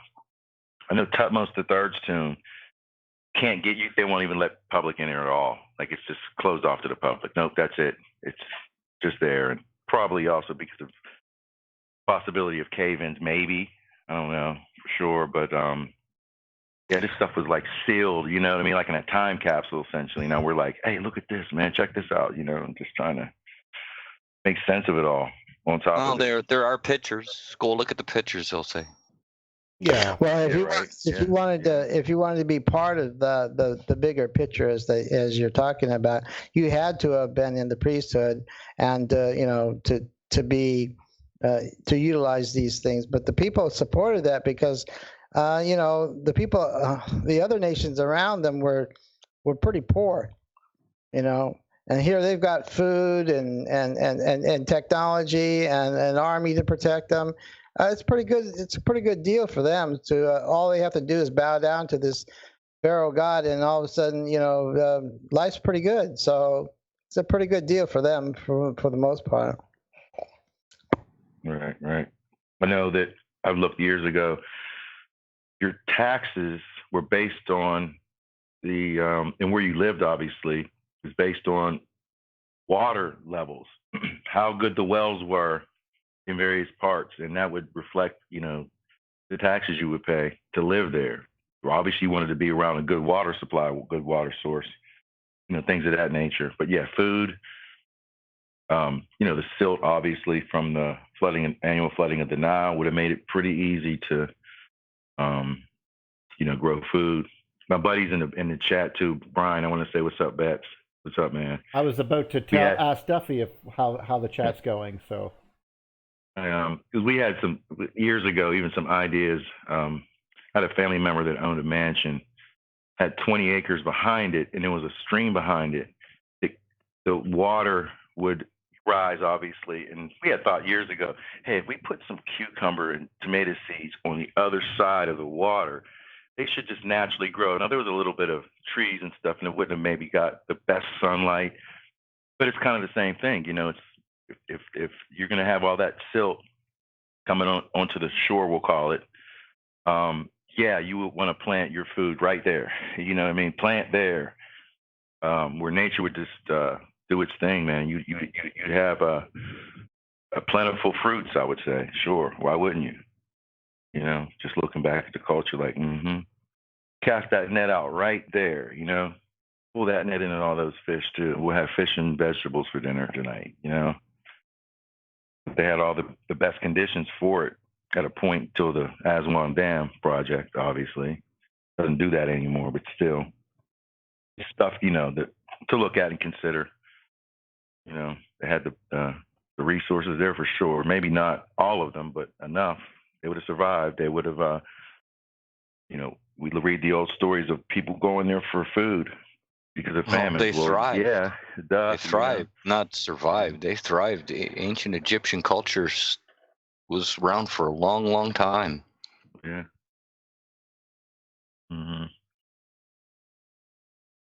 Either way. Yeah, I just want to get my boy shout out. Oh, there you go. Can I say hello to everybody? Well, Neil? this would be a good time.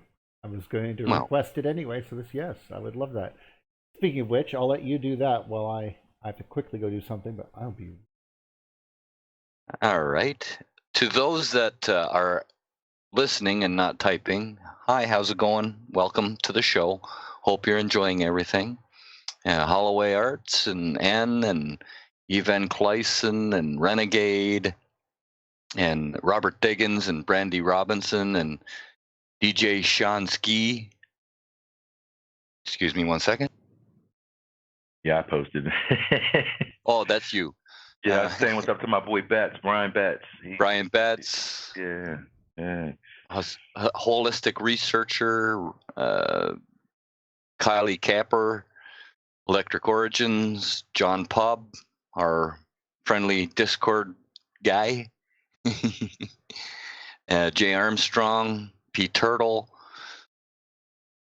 Tim Williams. Hello, everybody. Welcome, and hope you're enjoying the show. Oh, Tim, is that the same owner? That's the same Tim Williams that has the probably is the God Electric site. Could you let us know that, Tim? If you're the same Tim, the Tim Williams that has the site called God Electric, and you guys could Google that. If you could answer that, Tim, that'd be great. Same Tim Williams from Australia, Tim Williams. It could be. It could be. Ironic if it would be. Well, Tim and Williams are two fairly common names, but anyways. Yeah, I know, right.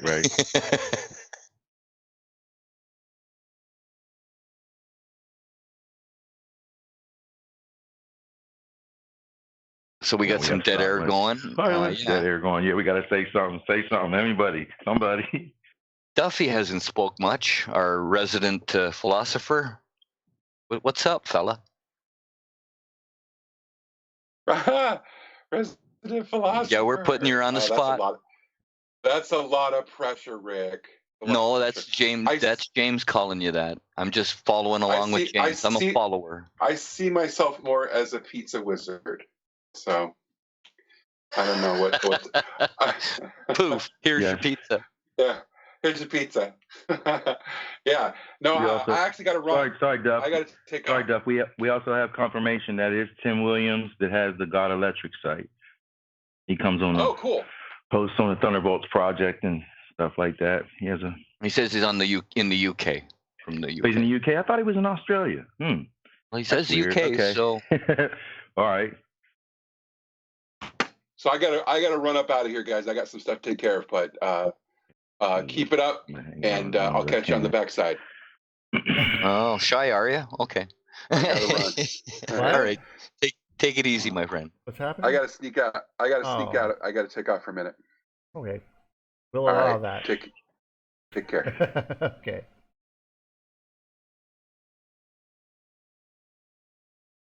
It's my friend in the chat, and we've always had discussions about this years ago because I mentioned we went into an old abandoned Bethlehem Steel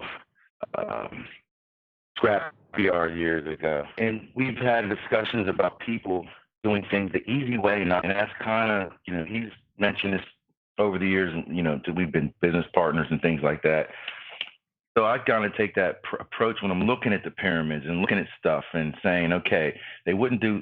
I may have mentioned it a couple of weeks ago. Yeah, some things would be hard to do, but they wouldn't do things the hard way. They would do things more the easy way.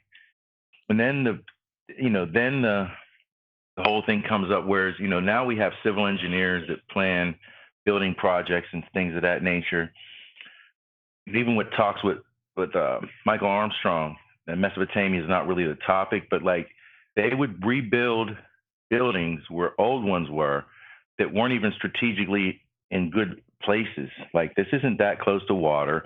Why would you put the building there in the first place?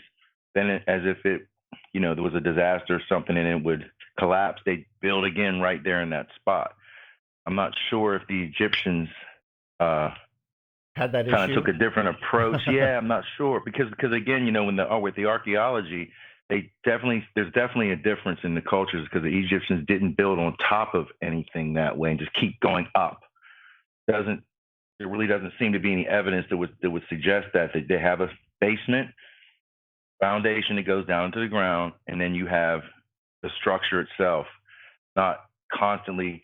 Okay, as this building deteriorates, we're just going to build right back on top of it. They didn't seem to do that. Except for the Sphinx, I guess. Yeah. It's just something, like I said, to bring up, because again, it's back to why would people do things the hard way? They would do things the easiest way they could for the path of least resistance, just when we're looking at this stuff, Unless it was for religious reasons. And hi, Moonlight Shadow. But even then, we don't necessarily. Well, you're right. Sometimes we do. Like they built an entire Brunelleschi's dome there. They designed the entire building without figuring out how they were going to build the dome on top. So, and it took them, and to that point, it was already being built for like 80 to 100 years. Like, he's just the guy that finished it. He wasn't the guy that commissioned it. He wasn't even on the planning board. Like they after they were done, they got the whole building done. They were like, okay, now I have to put a roof on top. Is like, anyone have a clue how we're going to do that? Right. Like, oops, we forgot. It's not but that's how we are then. Or that's how they were then. But that's not how they were. You don't build a pyramid like that. You can't do that. You can't wing it. No. There's a guy that went to a place that did, if you wanted to order stones and stuff, and he says, well, I've got to build a pyramid and I have so many stones I need, and with diamond tip saws, how long would it take you to just produce that many stones for you could deliver it? And he calculated it, and he says, well, it'd take me 5 years. Now that's to cut the stones that just the Great Pyramid itself was. And that's what we could do with diamond tip stones, diamond tip saws. Now, how are they supposed to be able to do that in 5 years or 20 years when they don't even have copper chisels? I mean, this is impossible with the technology that they had in the day that they said that the archaeologists want to date the pyramids. It's impossible. Well, there's And actually my biggest impossibility for me. Let me show you. I agree with you, by the way. It wasn't a disagreement. And we are forgetting that the stones were lighter, we were bigger, and perhaps the property of the stone was a little different and easier to work. So, Well, that's or they applied obviously energies to it and changed its properties and allowed it to be more easily worked and levitated through sound, because the Buddhists, they can levitate stones through sound. no, they can't. I mean, That's what I've heard. They can. Well, no, I've also heard that myself. Okay, but we really don't know if they can. Technically, I'm a Buddhist, and I certainly can't levitate anything with my voice. I can barely convince myself to get out of bed sometimes. But but I do remember hearing stuff like that, so I'm not denying it. But that seems like a continuation of a magic thing, like, because we have to understand that if you want to lift something off the ground, you have to be able to resist the force that's pulling it down. That, no matter what, you have to overcome that. And sound is not something that's easy to transfer that power with. I mean, it can be done on very light objects. And I have no doubt that vibrations would make something easy to move across a ground. Like, for example, if the whole ground is constantly shaking, then moving something across it is easier because it's sliding all Friction the time. is less. Yeah. Well, friction is less. But yeah, or because there's a little bit of a bounce there. And we use that technique to move things across floors all the time by, like, you put a piece of a door and you're trying to move it across and you sort of slide it on the ground. It goes because there's vibration in there, and of course it will allow it to move. It's a lot easier than just dragging it. But this is the type of that doesn't seem to be the case, and they didn't leave any marks on the floor to indicate that they were dragging it like that, even if the floor was shaking. So, however they were doing it, it's very compelling. I've seen the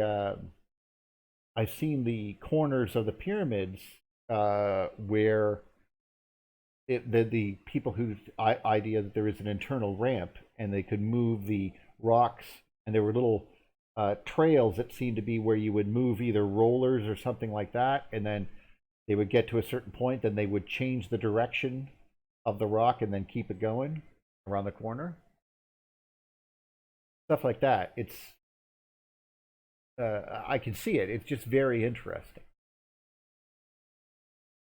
And obviously hard to guess. But the Assyrian temple has something that there's a pink granite rock at the Assyrian temple, if I can find it here. Ooh, ancient engineering at the Temple of Bastet. I didn't read that one yet.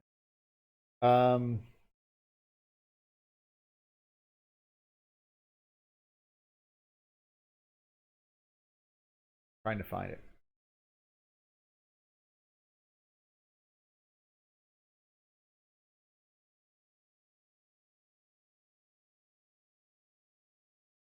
There's a big pink piece of granite at the front. I remember seeing it. Pretty bad that I sort of have that memorized. Anyway, there's clearly circular saw marks in it, so I want to see if I can locate that picture. That was my only thing I wanted to show you. But Abydos Temple, pink granite saw mark. Try that.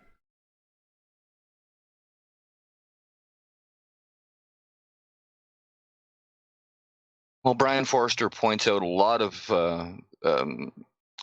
Oh, he might have been saw the one that marks pointed that are. towards this. Yeah. Yeah, he points out a lot of ancient technology, saw marks and drill holes and things like that. We're not sure if it was a big circular device that caused it or created that pattern, or whether it was like a rope with, diamond embedded, metal rope with diamond embedded in it that gouged it out or something like that. We're not sure. We don't know. Well, although we've seen some evidence of giant circular pits that they think are boat pits that might be saw pits, which I thought is a pretty interesting interpretation.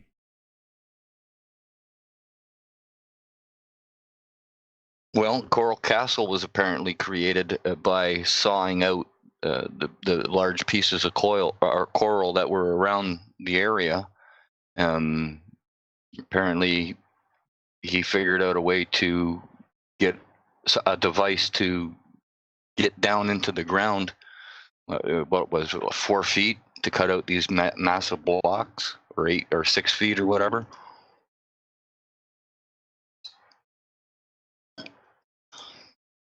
And I think it was all based on vibrations.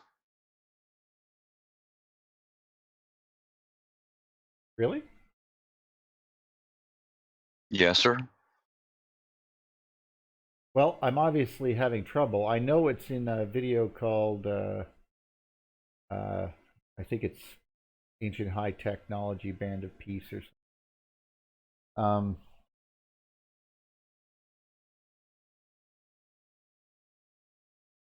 It was really compelling. But anyway, you could clearly see the saw marks that were going across, and they broke it off and then just placed it on top. I thought it was a really good piece of rock, and I'm not sure why I can't find it.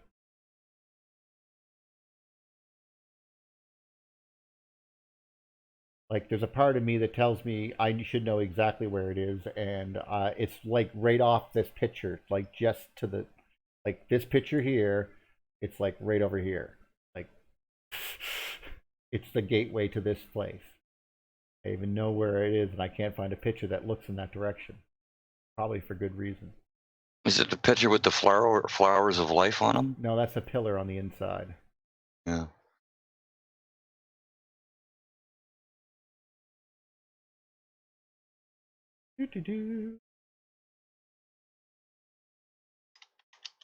I'm determined now. I can't, but not, Well, I'm trying to help you. It's okay. It's just it just looks so good, and I want people to go see. I want to just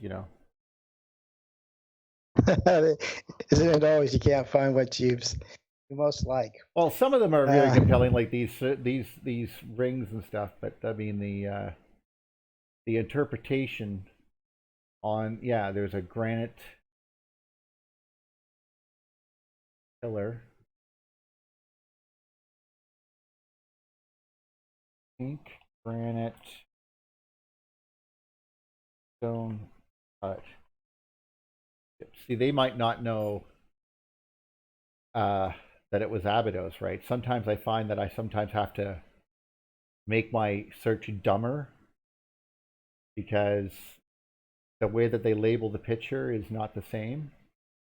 They just go proof of ancient high technology in Egypt, and that's all it is, right? So.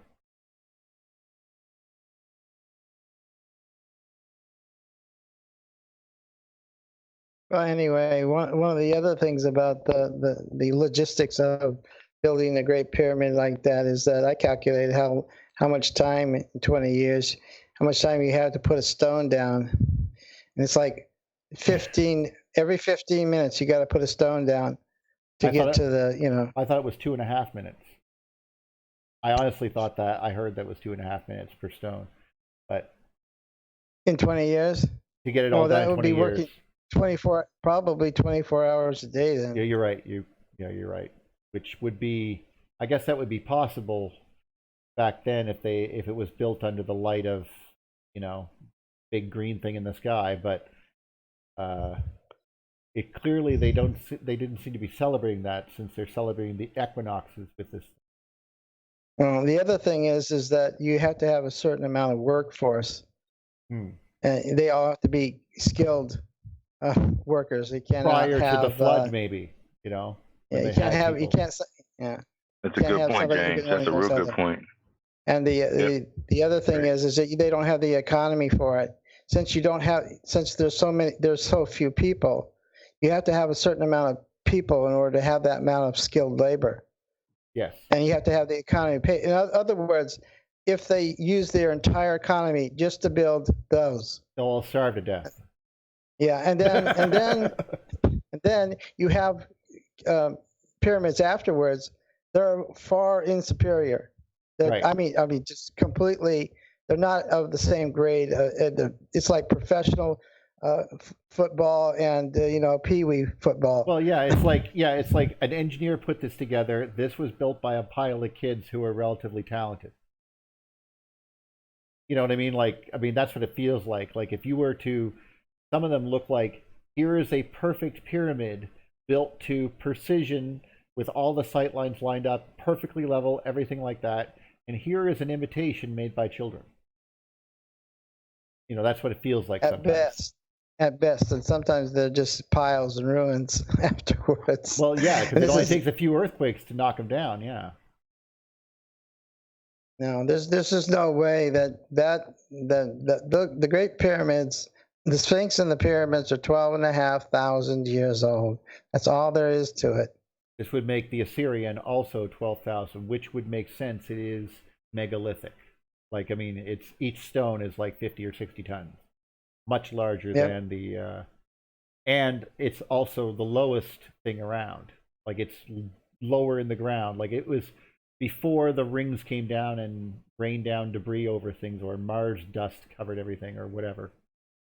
Yeah, and they did not build this quickly. They took a century to build this. They laid down a layer, and then they made sure that everything was perfect on top of it and nice and flat. So they would just do one layer and then make sure that it was flat afterwards, like they made the entire foundation. And then they would put another layer on, and then they would, that would be the seasonal work, and then they would spend the rest of the winter just making sure it was nice and flat for the next layer for the next season. And you could see the junk that they try to do in the background of some of these pictures. And I clicked it again when I probably just... But, just like in Machu Picchu or stuff like that, we see the really megalithic and beautiful work underneath, and the repair work with smaller stones that a man could lift on top. Yeah, Machu Picchu, all those places you can see after whatever. Yeah, all of them. They have very, very megalithic stones that you can't even put a razor blade in between, and then you see later works that are less evolved. In other words, by the way, this is in case anyone is having this, like you brought it up earlier, the stone softening techniques you were talking about, or geopolymers or whatever. To me, and this is just me maybe, this totally disproves this to me. The Assyrian alone has saw marks, and we know that the rocks that it's made from came from the Sphinx enclosure. So possible. So it couldn't have been softened stone. They were cut. Now, that just lays... Well, if the properties of the stone was different in the ancient past, well, yeah, but that's my theory. To cut it, right? I know it's your theory. I'm running with it. I shouldn't say it's mine, because I'm positive that somebody must have said something in the electric universe to spark this in me. But clearly, I know probably what it is. If they change if the property of mass can change, what other properties can change? That was really it. If gravity can change, then what else can change? And if gravity can change, it did. The big guys couldn't walk in this gravity that we have now. So I was just referring to comets and the snowy dust ball ideas and stuff like that. But Right. Yeah, but I mean, we're looking at the big brontosaurs that they couldn't move in this gravity. Oh They'd yeah, snap their necks, that's just a perfect break their example. bones. But those are examples of, I mean, you can make up crap like, oh, they had bird bones, they were hollow, oh, they were thin creatures, they had lots of fur. You They know, still I'm have not, to carry all that weight, right? no, I know. I'm just saying they could be literally making crap up. I'm totally fine. I'm just saying they can't argue with the comet because you land on it and it's a rock, right? And so this is why I'm using that as an example. So there is clearly some differences, and if that's the case, then yeah, maybe, like, I mean, they could do it way back when they had the stones. We knew it. They took it from we knew where they got the stones from. And they would have had to have had some time to develop this technology as well. They couldn't have just poofed it into the air and cut stones like this. Well, and They would have had a lot of time to develop this technology. This is much more impressive. I mean, the Great Pyramid was made with smaller stones, so it indicates, but it also indicates that they did not get destroyed by some calamity that messed up a bunch of other people. Well, maybe the outer sheath did at the top, and they just stripped all of the evidence of it off. Well, I mean that we see evidence of megalithic stuff in, like, from 12,000 years ago in Turkey and stuff, and we see the giant cave systems that people have built and stuff. And this could, for example, be a bunker. I don't know what this was, you know. Well, I mean, I don't know if I would call Göbekli Tepe megalithic. That was probably built over a long period of time, added to, and added to over periods of time. And maybe you don't understand my term megalithic. Well, to me, megalithic means large stones that we can't do that kind of work today. Even with the largest cranes that we have, can't move that stuff. Well, no, it's not exactly true, but close enough. But Göbekli Tepe's pillars are still massive. Well, they're big, but they're not as big as stones at Egypt and at Pumapunku and other places around the world. They're on a smaller scale, and they would follow the later pyramids built by Khufu at those three pyramids that he built on the Giza Plateau that are really in a lot worse shape than the Great Pyramid. I think one of the things that we should notice is that besides the change of gravity value and then the changing of mass for these stones, the characteristics, maybe they were softer, maybe they were easier to move, maybe they were easier to mold. Yeah, but the thing of it is that as soon as they're laid and there's a foundation, and then you're going to have a geological boundary change between those two, and then what I call a CCF, change in cosmic function, changes the values of all those things, and all of a sudden these things that are not all that tight are all of a sudden they're very tight. They're so tight that you can't, as you say, put a knife blade in between them. I find that compelling. Maybe originally they weren't that tight, but because of the change in the kind of vibrational rate that even the stones are, now they're a lot harder and they're a lot tighter, but they originally weren't. I've seen an argument like this that was that they would put the beveled corners in, let's say, Cusco, Peru or something. I'm not sure if it was Ollantaytambo or Sacsayhuaman or where it was, but they were trying to describe how two were joined together. And what he said, he goes, I find this material, perhaps what they were doing was they were putting these two this together, and they would with a material between them, and then they would pull this material out, and then they would sort of fuse together, or otherwise allow their surfaces to be molded. I thought that was an interesting idea. I don't know. There's some evidence to that, only because of what I just witnessed in this video, but um, it could be erroneous. I have nothing to base it on. Just an interesting theory that we don't have to deal with the whole idea of this all being mud that they cut with little blocks and then put down by kids or something. There's what I find it interesting is some of the temples in India. Well, I think we talked about this before, that they are very small and they are they're hollow, and it's like they're stone and they're hollow. How did they carve that out? This is impossible. It's kind of like well, not only that, they've no carved stone. complete temples out of the ground, out of the bedrock itself. Yeah. Yeah, but I'm talking about the very small stone that's hollow, so that you can make music out of it by tinkling it or something. And Right. it's much easier to think that these things were metal at one time, and that the change in thing turned them to stone. Oh, that's Because, that's there's no way. interesting. We've talked about before about changing about how much what would survive. What metals would survive. I mean, unless they're hermetically sealed with King Tut, you're close to the elements, water and whatever. They don't last as long as.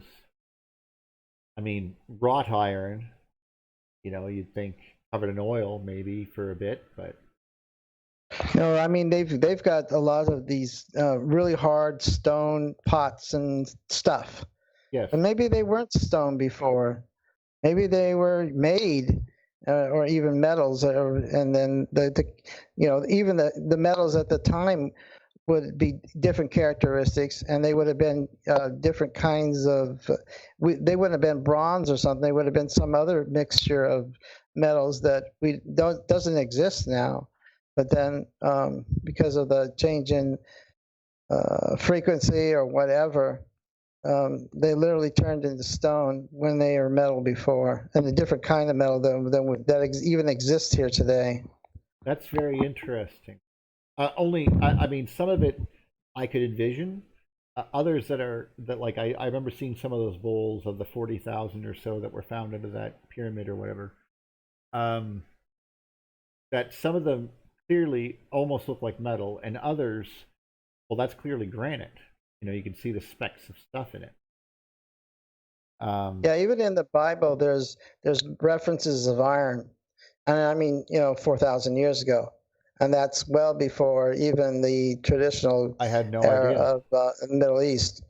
That's what I mean. It says the metal, the iron that they made back in the day was a different kind of thing. It was a different kind of thing that they actually found on the ground and could mold. So they knew what that was, and then smelting that the Philistines discovered in around 800, but didn't develop well until 600 for the Common Era. And became common all around the world. That's a different kind of iron that they produced. But there's talk about iron bows and iron. Even Joseph was clapped in irons and sent to Egypt. It's very specific. It's that of course they had bronze stuff back in them days too, but. There's Brawn would have to be pretty thick for it to be able to hold me, even. And I'm not like a working man. If you were a warrior working man, I'm not sure if a brass chain could hold you. not a brass. Yeah, bronze. Are you kidding? Yeah. They could make with the proper stuff. They make a good edge, and they could make it something tough. Well, I mean, I'm not saying that they couldn't, but I meant that with time and strength, and a rock, I could bust through a bronze chain a lot faster than I could with an iron one. Well, we didn't get something durable like we think about iron today. That's steel? I suppose maybe I'm being overly dramatic. Would not be. No, it's just like us thinking about population being normal as it was in the ancient times, and it just wasn't so. Our ways of thinking are the values that we measure things by were completely different. So we have to be very careful about what we assume. Fair enough. When I look at the Osirian from this point of view with the rocks on top, I can't but not think of bunkers, which is very interesting. They made a perfect. I mean, you enter in like an igloo on one side, and then you have these stones on top of it. That would be, you would be protected, and it's level with the ground. You know what I mean? And how was it lit? Well, there you go. But I was even thinking if you were just you have water for you and your people inside of the Osirian. You can live there for a period of time. You could fit a bunch of people in there. I mean, you'd have to basically. It would be very hard to get the royal killed. family. Let's get it right. The royal family would fit in there, but yeah, okay. The people wouldn't be invited. I don't think. Well, remember, we got to understand that they call these the temples, okay? But I mean, like the thing up to the north here is the wall, the Set temple. So there's another temple on the other side of this. Well, maybe this is where they would go, and this is where their servants would go, or I could picture lots of versions of how this would have went down. But again, the people who however built this are the people who built the Sphinx or the Anubis. Like that's how far back that goes, though. So that's very important to keep your mind on. Like that's megalithic for sure. Definitely, like, and antediluvian, like way back. Well, there. yeah, we see the little nubs on the stones. That's a complete giveaway. That's another thing. I have no idea what those are either. I'd like to think that they were something for holding ropes on, but there's another part of me that goes, well, maybe they're for tuning. Like you want something to be a perfect resonance, so you get it the right size and right volume, so it makes this note close. And then you leave these knobs on here so you can bust off what you need to make sure the note gets exactly what you want. And it's like the fine tuning of the frequency. Like you have to get it in place so that you know how it sounds. Right. Then you have to sort of tighten the strings. Well, Rick, before we, I'd like to see what the audience is doing today. So, lots of. Well, they're. I mean, I think they can sense that the show is going in lots of different directions, and they're doing the same thing. Apparently, it seems. But some of them are, we're still talking about Egyptology, obviously, that we're talking about. But still. Okay, do you think that the possibility that the electric nature of the universe was well known to ancient cultures and they designed these circuits to alter Earth or atmospheric properties to their liking? Hell, born. Yes. Yes, that's exactly what I think. I think that they mix it up with religion. And just like the ancients talk about feng shui in China, some of the conversations were, if you listen to the ancient words of their feng shui, it's about how rocks respond to dragons. Assuming dragons are plasma floating around, then certain rocks do certain things. Well, then they had to have seen that. This is not something you learn by playing with little experiments. These are things that they saw, like with their own eyes. Yeah, rocks tend to explode and do really weird things when electricity is pumped through them. Well, and I think that we've seen the evidence of vitrified forts and stuff like that probably had sustained electrical discharges around the tops of them. Well, I have no doubt that the same situation was happening here. Elsewhere in the world. And I have a friend of mine that, has a thought, a theory of that the pyramids were built as a repelling device, and the evidence of that are the 3 pimples on Mars that are aligned very similarly to the pyramid. Olympus Mons and all that. Well, not Olympus Mons, but the 3 in front of it. Tharsis Bulge, yeah. Between Valley Marineris and Olympus Mons, there's 3 pimples I know. that It's called the Tharsis Bulge. Resemble Orion's, I know. star belt, right? But he has a theory that the pyramids were built as a repulsor to push Mars away from the Earth.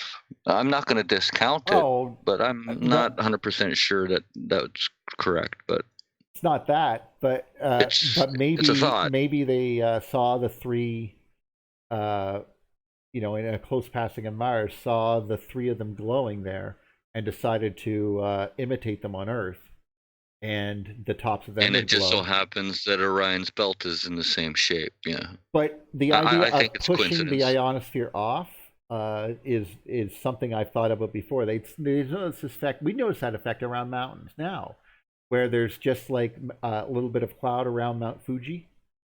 And there's only cloud at that place and only at that layer because it's poking up through a cloud layer, and now energy is coming from towards the mountain to that high point and dissipating at the first layer it finds, which is where all these clouds start happening.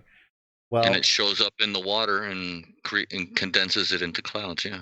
Well, you're beginning to see the same thing would be if you could, because if these are capacitors and they use pressure, which I'm beginning to think that this is the way they did, like the Assyrian. Where the bowls are, you basically put a large bunch of pressure inside. It creates the granite boxes expand. Well, all the inside pyramid structures are granite, and they would be expanding and create a negative. That's probably why it had to be like it needed relieving chambers, because it needed to be able to bend even imperceptibly towards the pressure building up on the inside would bend the rock slightly outwards, creating a stress, which would give an internal voltage and an external voltage to that core. And then that bubble of charge, we'll call it, that is being basically sustained by pressure, would have an effect on the outer sheath of the pyramid, and thus would create a capacitive layer around it, which would push off or push away the ionosphere or attract it, depending. And I could see that this is a goal to avoid death or any number of exigent circumstances. I think it would be a good idea for us to understand that something that 12,500 years old, with the cosmos changing its function, that the original purposes of these temples wouldn't. It's not a single purpose thing. Just like an area to no, they're also built differently. From, like when I'm babbling about the Great Pyramid, I'm babbling about it because it seems to share these principles, but these principles were not necessarily required at the very beginning. They're imitating like a volcano or imitating a mountain or imitating something that of a like this is how they seem to run. They just seem to imitate what they either are seeing in the sky, or they're imitating like the effect of a volcano with because literally it means fire in the middle. They seem to have a pressure. They're creating a positive charge, which they might just call fire for all I know.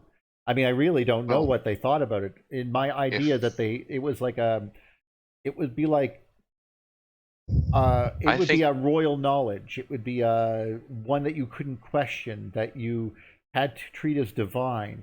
It would be so hard to study with those limitations put to it. I would think that the underground parts they're thinking the underworld, and the above ground parts they're thinking life, and that's why they're kind of built with the shafts that point out to Orion and out to Draco, because the shafts don't actually touch anything. We busted them open, but they point to those areas. Well, let's assume that it doesn't matter where they're pointed. Maybe they were trying to put material into this stuff so they didn't actually have to open up the pyramid. And especially when it was under pressure, you could get killed. So you'd have to drain off the pressure and all that stuff, which would be a pain in the ass. So why wouldn't it be easier to go to the top of these things from the outside and pour the chemicals that you need, lime in one side and zinc in the other or something, and have them sort of slide down this thing and have the electrolytes or chemical solution begin to do its work inside the Queen's chamber and begin to pressure that whole thing up? I don't know. I literally don't know. I'm going with Chris Dunn on that. But I think Sean mentioned that the stone that was pulled out of the shafts were just stone that was tossed in from the outside. Well, I just recently looked down the shafts. Well, I do know that there are some evidence of archaeological, or I guess you say undocumented archaeological excavations that they tried to use metal poles and lost them, and there seems to be some debris up of a corner, so that must be outside, but that could be. Those are the Queen's. Those are the tunnels in the Queen's chamber. I'm talking about tunnels in the King's chamber that are open to the sky now. I don't know if they're open to the sky now. Yeah, they've been unplugged for a long time, and they go right out. The outside world? Yeah. I don't know of that. I'm pretty sure. I'll Google that. Hang on. However, you never know. Those could be literally release valves, for all I know, to when pressure gets too high. We used to use those all the time. We used to use water for this, actually. When they would, honestly, it's a weird thing called a trompe. I don't know if you've ever heard of it, but anyway, you would basically have water running down into an area, but as it ran downhill, it would bring oxygen with it because it was in the water. And then it would go, there would be a big open chamber underneath, and inside there would be incredibly high pressures because the air would keep coming in and it would have nowhere to go. And it would have this little exhaust pipe, and if the pressure pushed the water level down to a certain point, it would escape, the air would escape up this pipe. It was the off pipe.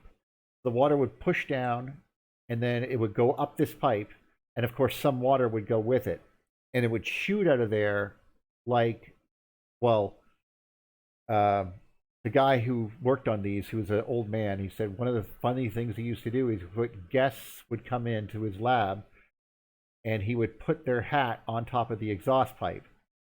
And then, of course, the exhaust would go out, and a piece of ice, would shoot out at like 200 miles an hour and go right through the hat, blow the hat right to pieces. So I thought that was funny. So this right. But that's just nothing, but that's literally nothing but running water going downhill. If they're using that principle in the pyramid, that could also be something like that. That's why they were built on top of wells, maybe. I don't know. I really don't. But when I think about possibly things, a release valve. Well, the idea of pressure. I mean, if you think about those doors that they had, there was 3 of them, and they could only be opened by pushing inward. I thought that was very clever. So that right. Pressure builds up on the inside. Like that's what it seems. They're closing for sure, and they're being held closed. Yeah. Yeah. And well, I did go look, and yeah, the King's chamber points to one side points to Orion, and the other side points to Draco. The Queen's chamber, however, doesn't all the shafts don't go to the outer casing of the pyramid like the King's chambers does. The Queen's chambers stop at a certain point up the before they get to the face of the pyramid. I wonder for what reason, we don't know. No, you just okay. So the ones on the King's chamber do go to the outside, or they go all the way to a certain point that's very close to the casing stones. They seem to go all the way out. There's a line that shows them right out to the edge. Well, people would But go. Queen's People chambers could see don't. them from the outside, so I'm not sure, but that's why I'm concerned. But anyway, one of the things I just realized about this Trump idea is if there was a well and the water level was higher in the past, then that well would lead all the way up into the pyramid, right? And if I'm not mistaken, there's in the bottom chamber of the pyramid, there's like there's like another, they call it air vent chamber from the Queen's chamber down to there. Okay. And I wonder, because it goes up, right, on an angle. What if it was filled with water, okay? And because it was higher water level at the time. And then the pressure would build inside, pushing it down until it hit that level, and then it would shoot out that what's called that sloping tube that keeps going down all the way to that well underneath the main chamber. Well, that would mean then could go. That's where the quote unquote ice and the shot would go of the high pressure exhaust. You know what I mean? That's what would happen once the pressure got too high, so it would have an exhaust. Right. It wouldn't pop the pyramid off the top of it, which obviously you would want to avoid. And we've seen pyramids that are supposedly exploded on the or around Egypt. I think this is why, because once you start building up, we talked about this before. If you have a positive and then a positive, in the middle gets negative, right? So here you are having something happen on the ground, and you already have a positive charge in the middle of a pyramid, let's say, and then with an outer casing stone that is negative. Well, suddenly you change the ground level. Well, now you suddenly made a bunch of negative and a positive in between. Well, suddenly you're going to build up a whole whack of negative, and then you're going to attract positive down from the top. You see what I mean? So it's quite possible then that you've built up enough pressure, electrostatic pressure, to rip the rocks off of it. Yeah, that's the casing stones, which are basically the only thing that's insulating it between Well, air. Apparently more than the casing stones are gone. A lot of the stone that built or is supposed to be the pyramid itself is missing as well. Well, it wouldn't stop just with the casing stones. I mean, once it got in the juicy goodness, it will want to take it. Electricity, I want juicy goodness. Well, Google or type in a Google search exploded pyramid. I actually think I've seen it had rings around it. That's what made it so impressive. But anyway, keep going. Right. Well, I would say that those who want to consider the pyramids a communication center, that the history is that mankind could had no problem communicating with each other without voice, and that this was common up until, and we have an exact date of Babel in 5502 before the Common Era.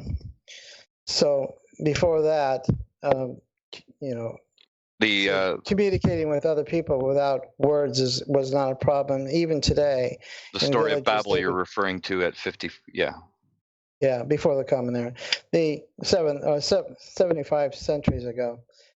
Even today in the villages, people who want to communicate to their husbands and don't have a phone, well, it's non-existent nowadays, but they're still in villages where they don't have that technology. They'll go to a tree and say to their husband or whoever, bring a gallon of milk, and they get the message. So this is still an ongoing capability if you don't shut it down with your beliefs and whatnot.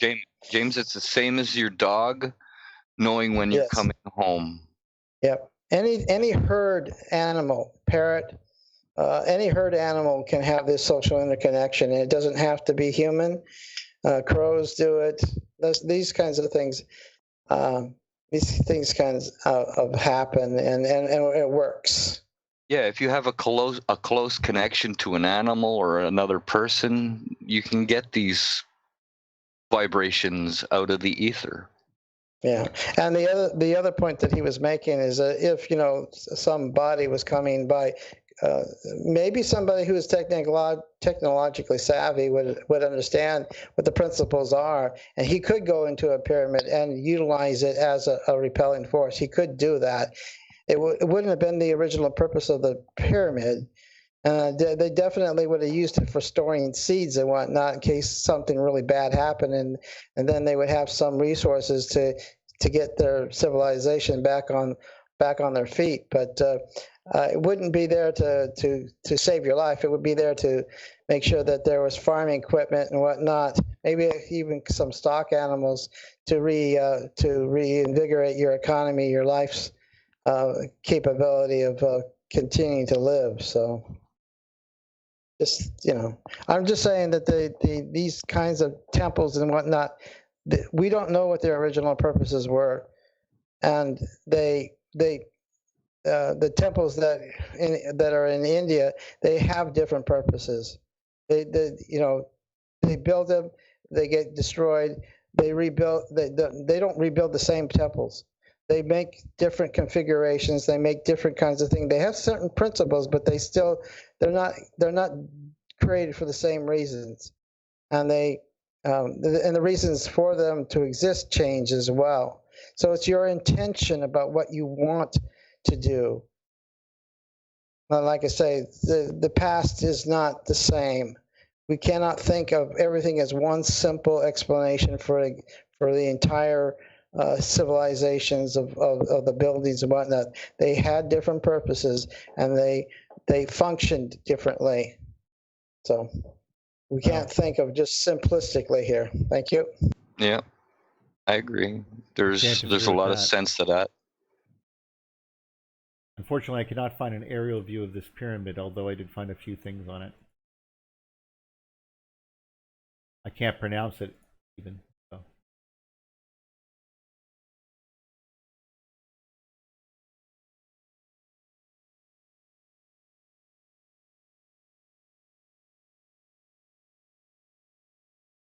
Trying to figure it here. Sorry. Here I am. Yeah, they had this. They're talking about this pyramid that exploded, but this is actually the other pyramid, the one that's north of the Giza Plateau. There's another one to the south that starts with a D, DJE something around that pyramid. It's the pyramid at Abu Rawash. No, that's the one I was just looking at. That's the one. That's the one that's exploded. Well, no, apparently. that's the one that's completely gone. I have no idea what happened to that one. But the pyramid of it was in the middle of construction and the deluge.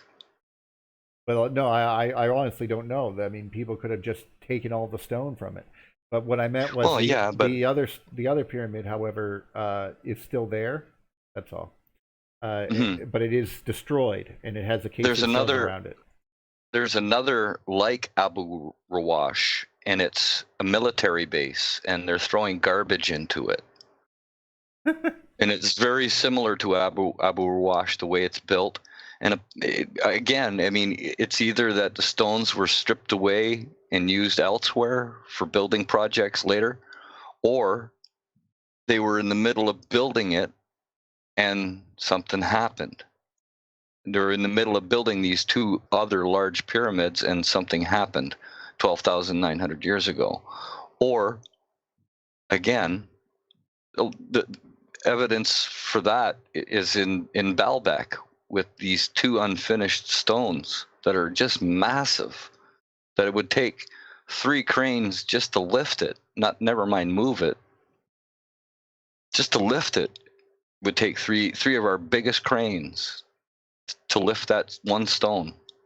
Well, see what's on the screen here. What is that? Not a bunker right there or something? Well, it looks like a bunker. Could have been a burial chamber. It's pretty big for a burial chamber. But this is the Assyrian. I wasn't. Well, if you got money.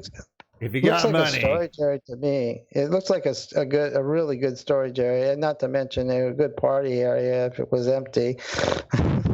Fair enough. I never thought about the Egyptians' noteworthy raving scene, but it wouldn't surprise me with all that makeup.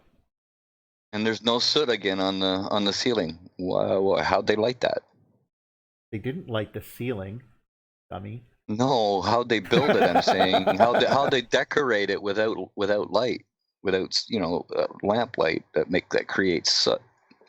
No, I think well, and this is some of the stuff that we're talking about here. I mean, this is now it's flooded right here, but there is obviously a raised middle part too. But the idea that the water will not rise beyond a certain point, the water would be able to, like, they would have fresh water in there because it has probably underground sources. It would take a while to be polluted. Roger that. I'm just thinking, like trying to envision what these people were really doing here. Because I mean, building some awesome stuff. Well, then they're also building it to last. Number one, it's here still, and number two, they are interlocking. These things were basically not made to fall down no matter what, even during earthquake when everything's going to hell. Like we don't ever build like that because, I mean, we don't think that far ahead, and clearly these people, I mean, if they were experiencing lightning bolts that could blow the side of a statue's head off, and that statue happened to be 50, 60, 70 feet tall, then their storms were probably a little bit stronger than ours, I'd say. They had a lot to be worried about. Oh, yeah. Like, plagues of locusts. Okay, everyone into the bunker, everyone into the bunker. Well, we were in a different energy environment in the past. That's obvious. And the potentials were probably higher because we're interconnected with other planets in the polar configuration. And wow. Well, Tess Clark, she talked about the comets being really, really different in the past. I mean, this millennium, we're in the third millennium. In the second millennium, even they were really, really understand? Yeah, tough. 20 years in already, and you still think you're in the wrong one. I was born in the wrong century. Yep. Well, I mean, if the comets for the last 12,000 years have been coming in to the inner solar system, repeatedly, then I could see their potential changing from a highly negative potential to a more positive potential and displaying less over time. That might be a possibility of what's the reason why that they don't display the way they used to, or as strongly as they used to. And there's less of them because we've actually got a historical record of that from the Indic, who said that when the big war that they had, the big M war that they had, that the kind of the end of that was that when the entire cosmos lit up, they could actually see Neptune and Uranus, but they mistook it for Jupiter and Saturn, but they could see them. It lit up that much. So the change in the potential, as you say, and how everything was functioning changed as well. So, which decreased through time till our era. That's five. And that sounds like one hell of a pulse of energy being fed into the solar system. Can anybody say Gould belt? Actually, I was just looking at that. See, the pattern just had that on, talking about the Radcliffe wave and the. Right. Unfortunately, yeah, I watched it. I'm still looking for it now. Here, I had one of these. I had a lot of things I wanted to see. Oh, there's my. Didn't he talk about that that what was actually lighting up was not necessarily the star, but the entire heliosphere of the star, because it's just like humongous. Yeah. Well, that's. It would have been the entirety of. It would be like if the sun if you kept turning the knob on the sun until the current dropped below a certain point on the plasma curve, it would drop from arc mode down into glow mode, and in so doing, it would begin to look more like red wispy fire as opposed to just this really intense light just near the surface of the star, and would begin to expand outwards as this whole thing went into glow mode, and it would be like a fluorescent tube. And at a certain point, like for example, if it was orbiting around, if Betelgeuse was the size of the sun, it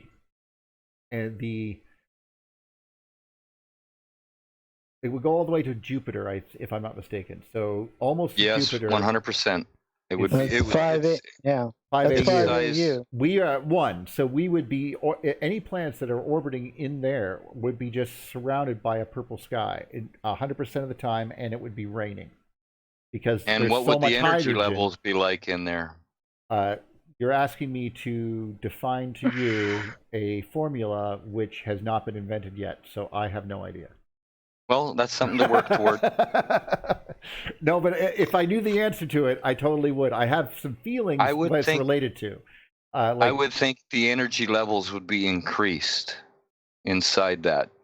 You all of those electrons that you're looking at out there, some of them would be coming inside.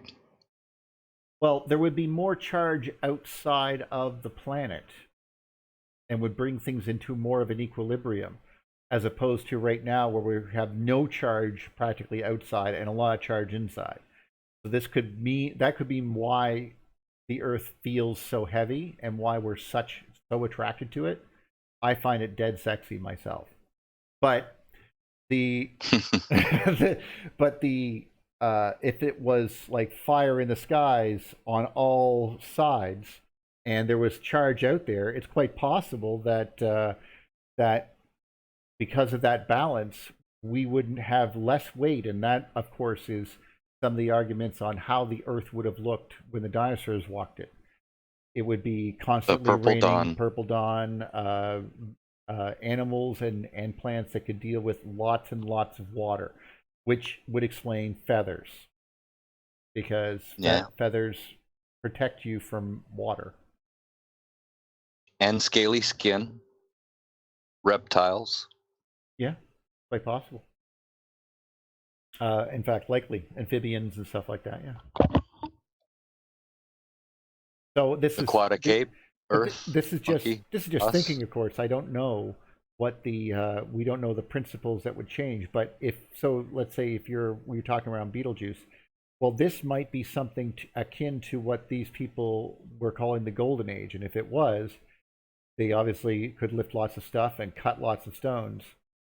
And live long time. And apparently live long times, but we don't, but once it changed, and that went away and we were suddenly subjected to, like Superman, we now are subjected to Krypton light from the sun, then we're no longer Superman.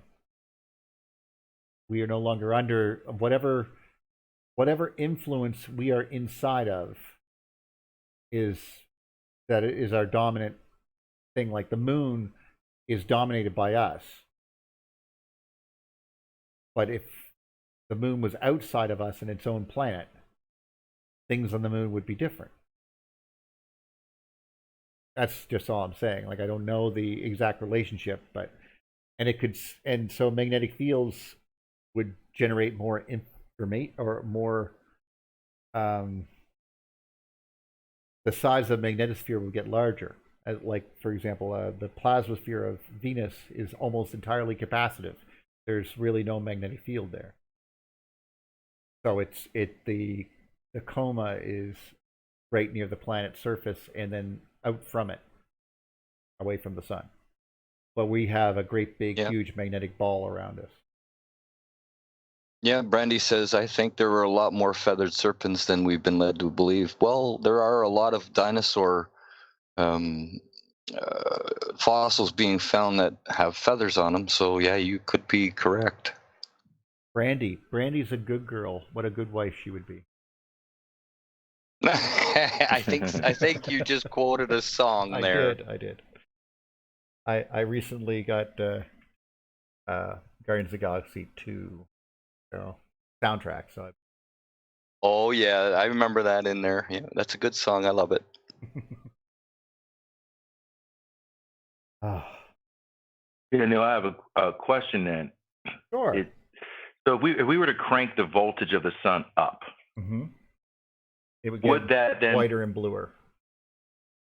then would the like gas giants, because of more charge and charged particles coming from the sun, would they begin to glow, or would it be the opposite? Yes. Oh yes, they would. They would start firing up as suns if they were being supplied enough energy from our sun. Well, that's assuming believe then that would be accurate. And just to be fair to our friend to a friend Jim, who's not he might not even be listening, but we have this debate on whether or not the orbits of the planets are adjusted for the rings around the Bessel function, which is the coming into the solar system. However, let us not dwell on these particulars. But the general consensus would be yes. The more energy the sun has to process, we got to think of every single planet. It also has to process to deal with its new situation. Quite possibly by changing, as we noted from some of the David LaPointe's type of experiments, if you change the distance of the two, I guess he called their bowls. Thank you. If you change the distance between the two bowls back and forth, you can move the spheres or magnets around and make them go in and out away from the center axis. That is something that would happen if you increase the current. So if you increase the current going into the sun, you will begin to constrict the magnetic fields around the sun even more, and that would change the dynamic of the heliopause, and quite possibly the planets would be forced to move inwards or outwards. I know that sounds crazy because that bothers my brain. Even Monty Childs even said that if you were to increase the charge of the sun, the heliopause would shrink inward. Yeah. When he was on the show, and that was like, okay, because I'm thinking of it in simple terms. Yeah, because it doesn't have to work so hard. Well, if I'm running anyway, it's just a matter of surface area. It would try to reduce the surface area is all it would try to do, because it's just a response to so much current. Anyway, keep going. Sorry. So I try to think of things on very simple terms, and it's happened. If I have a 3,000 watt generator and I'm trying to run a 6,000 watt sound system, at some point the highs are going to go out. Like, whoops, I don't have a strong enough generator to run this sound system.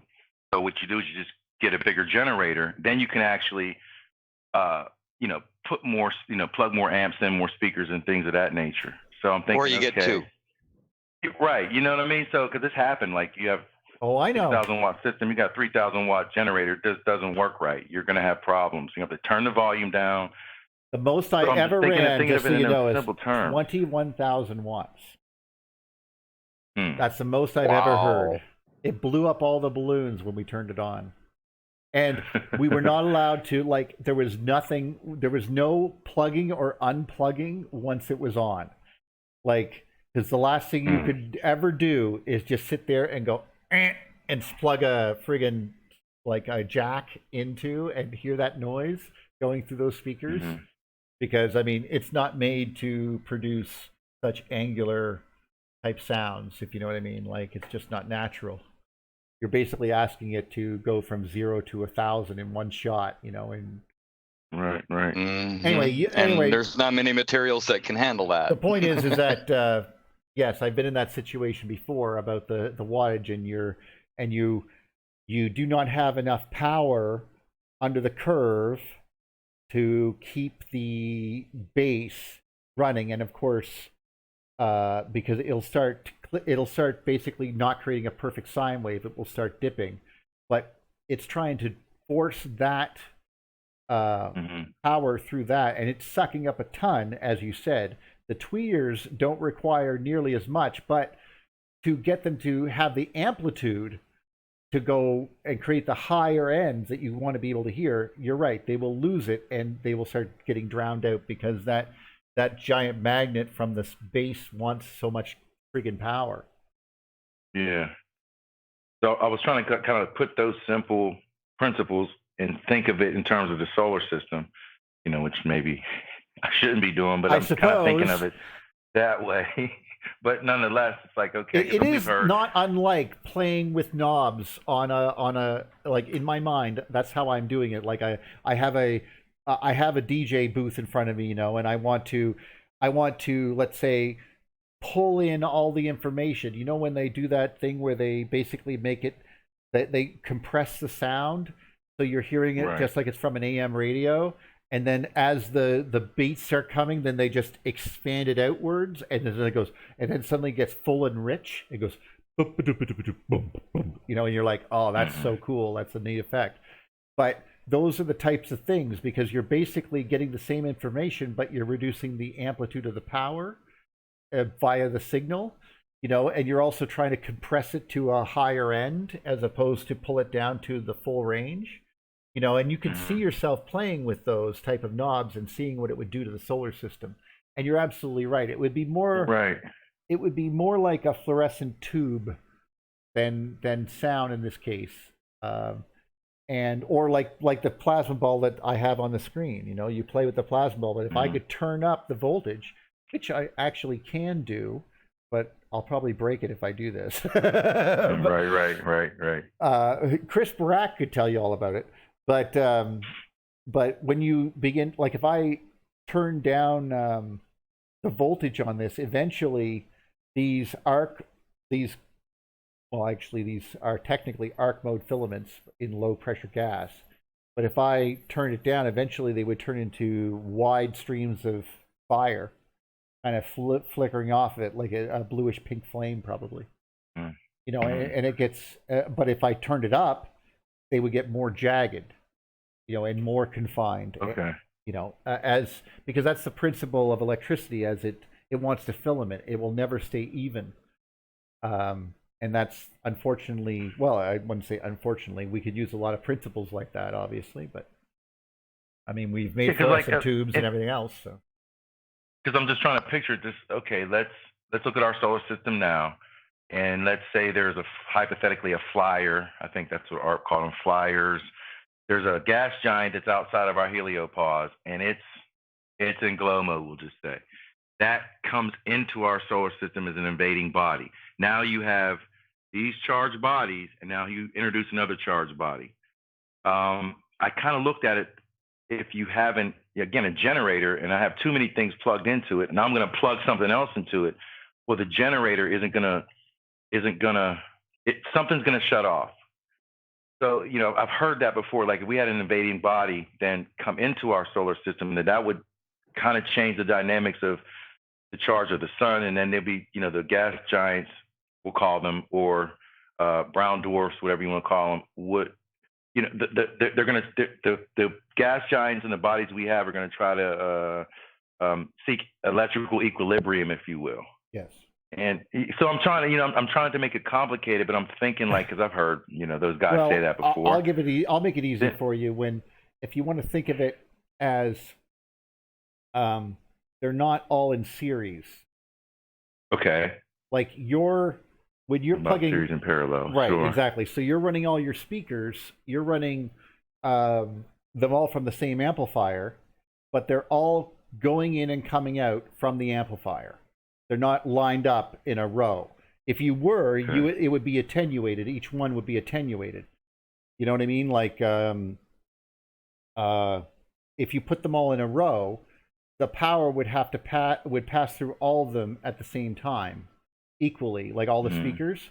But obviously, it would still try to run the bass through the tweeter, which would be pointless. Like it's going to try to go down that line. So instead, you separate the sounds and only put the sounds that the speaker can put out, and that's called your bridge rectifier or something, or not sure what it's called, a balance or whatever it's called.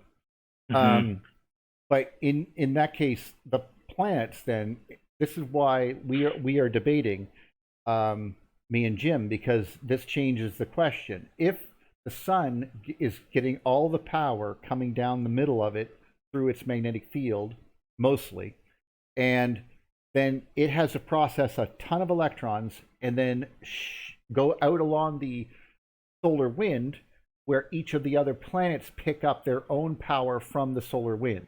So if the solar wind increases, they will get more power. That seems to be the case, but the other alternative is that each planet is plugged into its own field. And we know this is somewhat the case because we know, like we said with David LaPointe's work, if you move the bulls apart, it seems to affect these rings and these other balls around it. So it seems like that if you change the density of the magnetic field and the amount of rings, it will pull material in or out. And I thought that was pretty interesting. However, the question therefore becomes, is the Birkeland current actually powering each planet individually, and therefore are we getting power from only the ring that we're attached to? And now that would be relative via the Bessel function to each of the actual, like it would get more powerful, Mercury would have the most, and then, Venus, and then, and so on and so on. So we're getting weaker as we go out, but we have more surface area to cover. This is where Michael Claridge was arguing, like, does this have an effect? And this is where it all is for me, of trying to understand how are these all interrelated to each other, because if they're working in one way, then obviously the sun is the primary carrier. If not, the current is the primary carrier, but the current will affect the magnetic fields, yada yada yada. This is it's basically a question that we've only begun to ask, but our experiments in the laboratory have shown at least that if we do something to one of these, it should affect everything else. And it should be that way because we are all part of a circuit.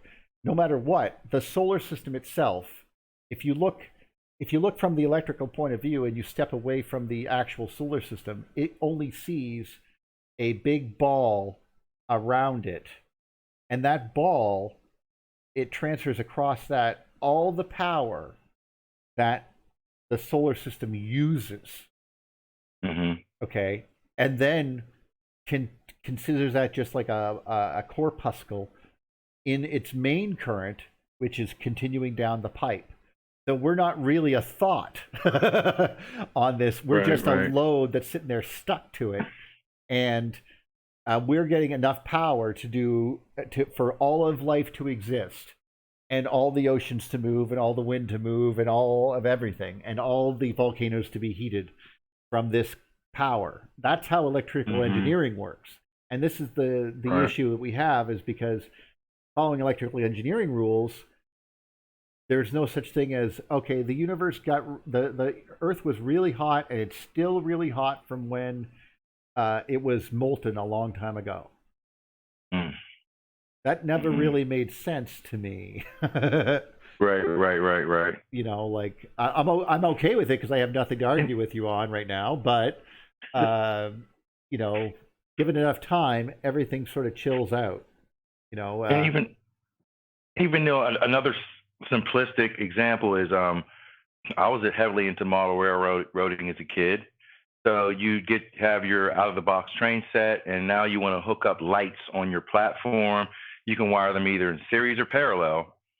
But it always seemed like the out-of-the-box transformer, as soon as you hook your lights up and you turn the train on, there just wasn't enough power from the transformer to keep the lights on without being really, really dim. So it was like, okay, this transformer isn't strong enough to run the train and have this little village with lights all hooked up into the same transformer. So either you had to go get a bigger transformer, or you could cut corners, and sometimes people used to just get white Christmas lights and then wire them up through the bottom of your platform and just cheat and just plug the lights in.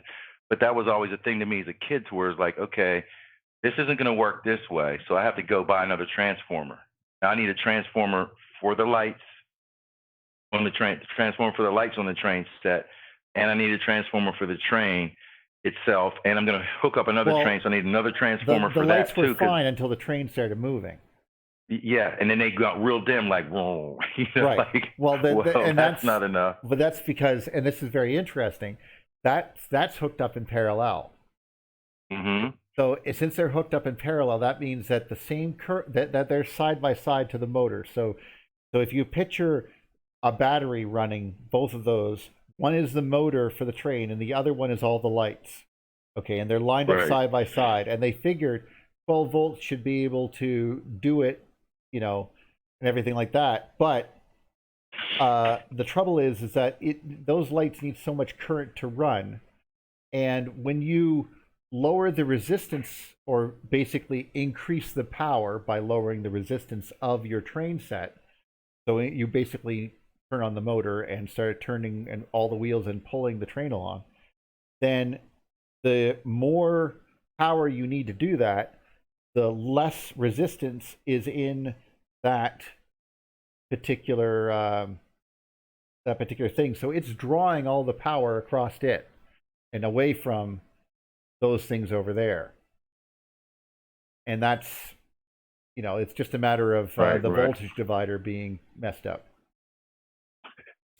Yeah, that was always a big issue for us kids. So I'm kind of like trying to apply those real basic, ideas into when we talk about the solar system: more charge, less charge, gas giants, electrical potential, load.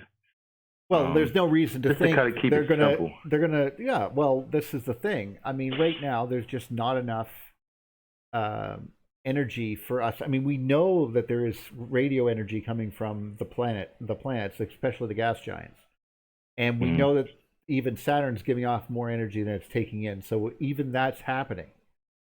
That all being said, it only would take a little bit before we would start seeing the magnetic field of these things, like and to see like to push the energy level of the torus of a planet to visible range, so that you saw those lions with a dot in the middle of their forehead and those two big eyes. Well, that's the symbol. And if you saw that around, say, those two glowing eyes around a planet on either side of it, like, that would be the beginning, and it would start off as sort of like a weird glow that was just sort of appear there, and it would, because it would get from the red, it would start going from the red from radio waves, it would start changing its frequency until it eventually entered visible light. Because those things are there now, they're just in a frequency that our eyes can't see. We can hear it, we can point radio stuff towards it and all that stuff, but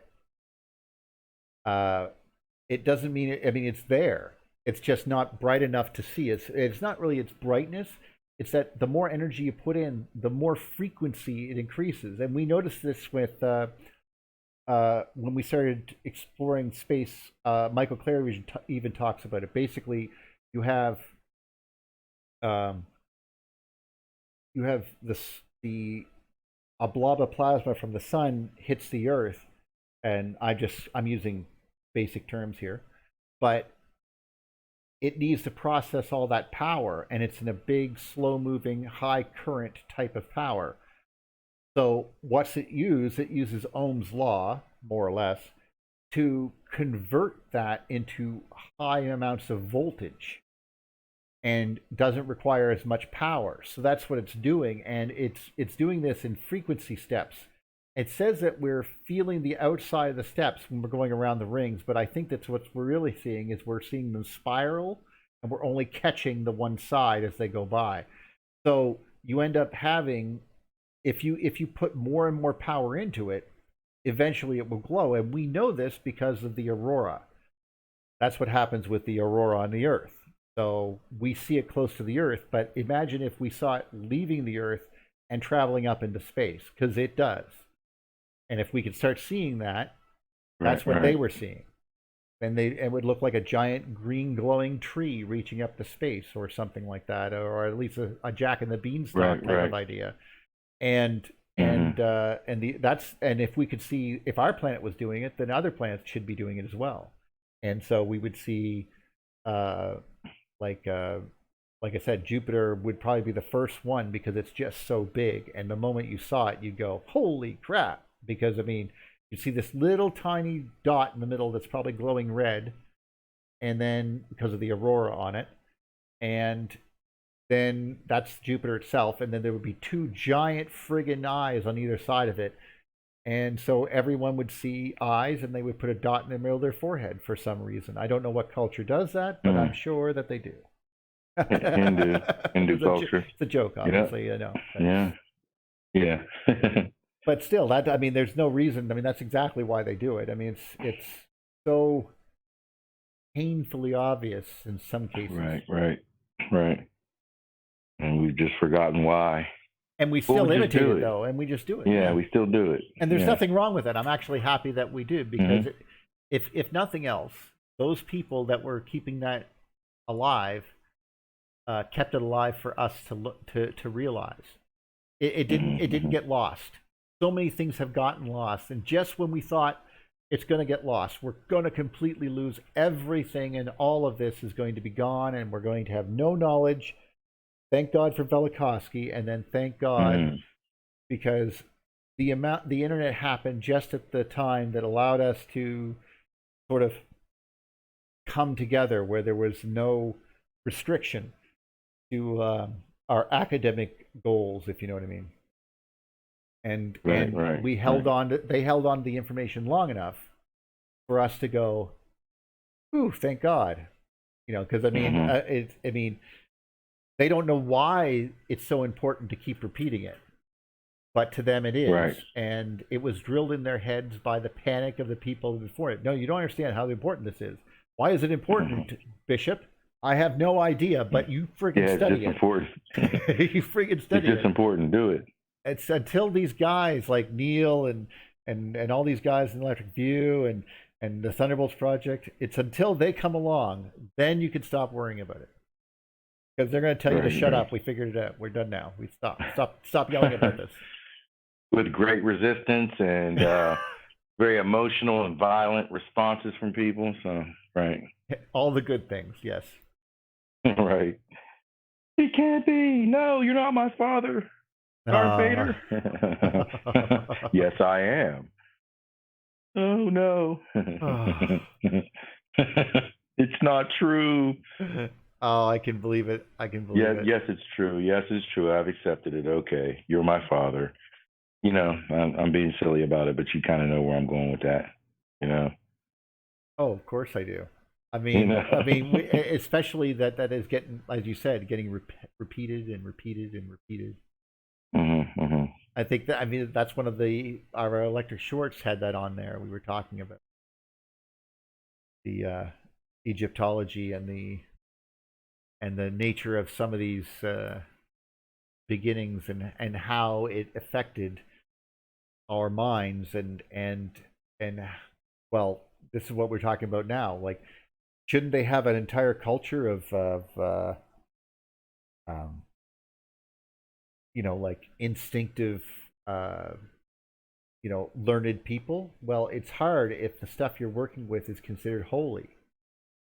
You know, it's you're supposed to have reverence for what you're doing, and that's actually some of the problem we're having today, where people are supposed to, you know, like they call it the you know, the God particle, or to learn enough math is to see the face of God type crap.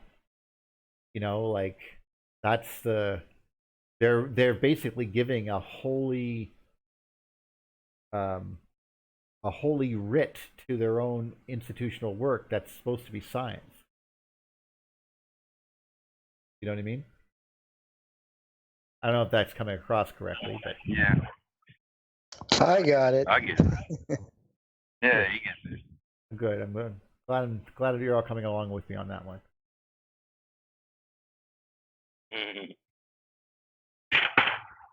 Well, that was actually pretty fantastic, guys. I very much enjoyed that. I did too. I want to apologize too, because I was driving and it didn't notice that I had got a phone call that my phone wasn't on mute. I'm like, everybody probably heard my turn signals and my exhaust from my truck. No, like, I oh, didn't even goodness. know. You guys noticed it. Wow. I was like, oh my goodness, my phone isn't on mute. Like, oh no. I thought we were still on. We still are. Oh, Yeah. okay. Then I still have the time to plug my ACCIC jive. All right, you can do it. I'll fade it out for you. It's all good. No. Well, yeah, the affirmation. The I affirmation. changed it a little bit to, hey, everybody, every morning, just start saying, I am alive, conscious, charged, and interconnected with the cosmos. ACCIC.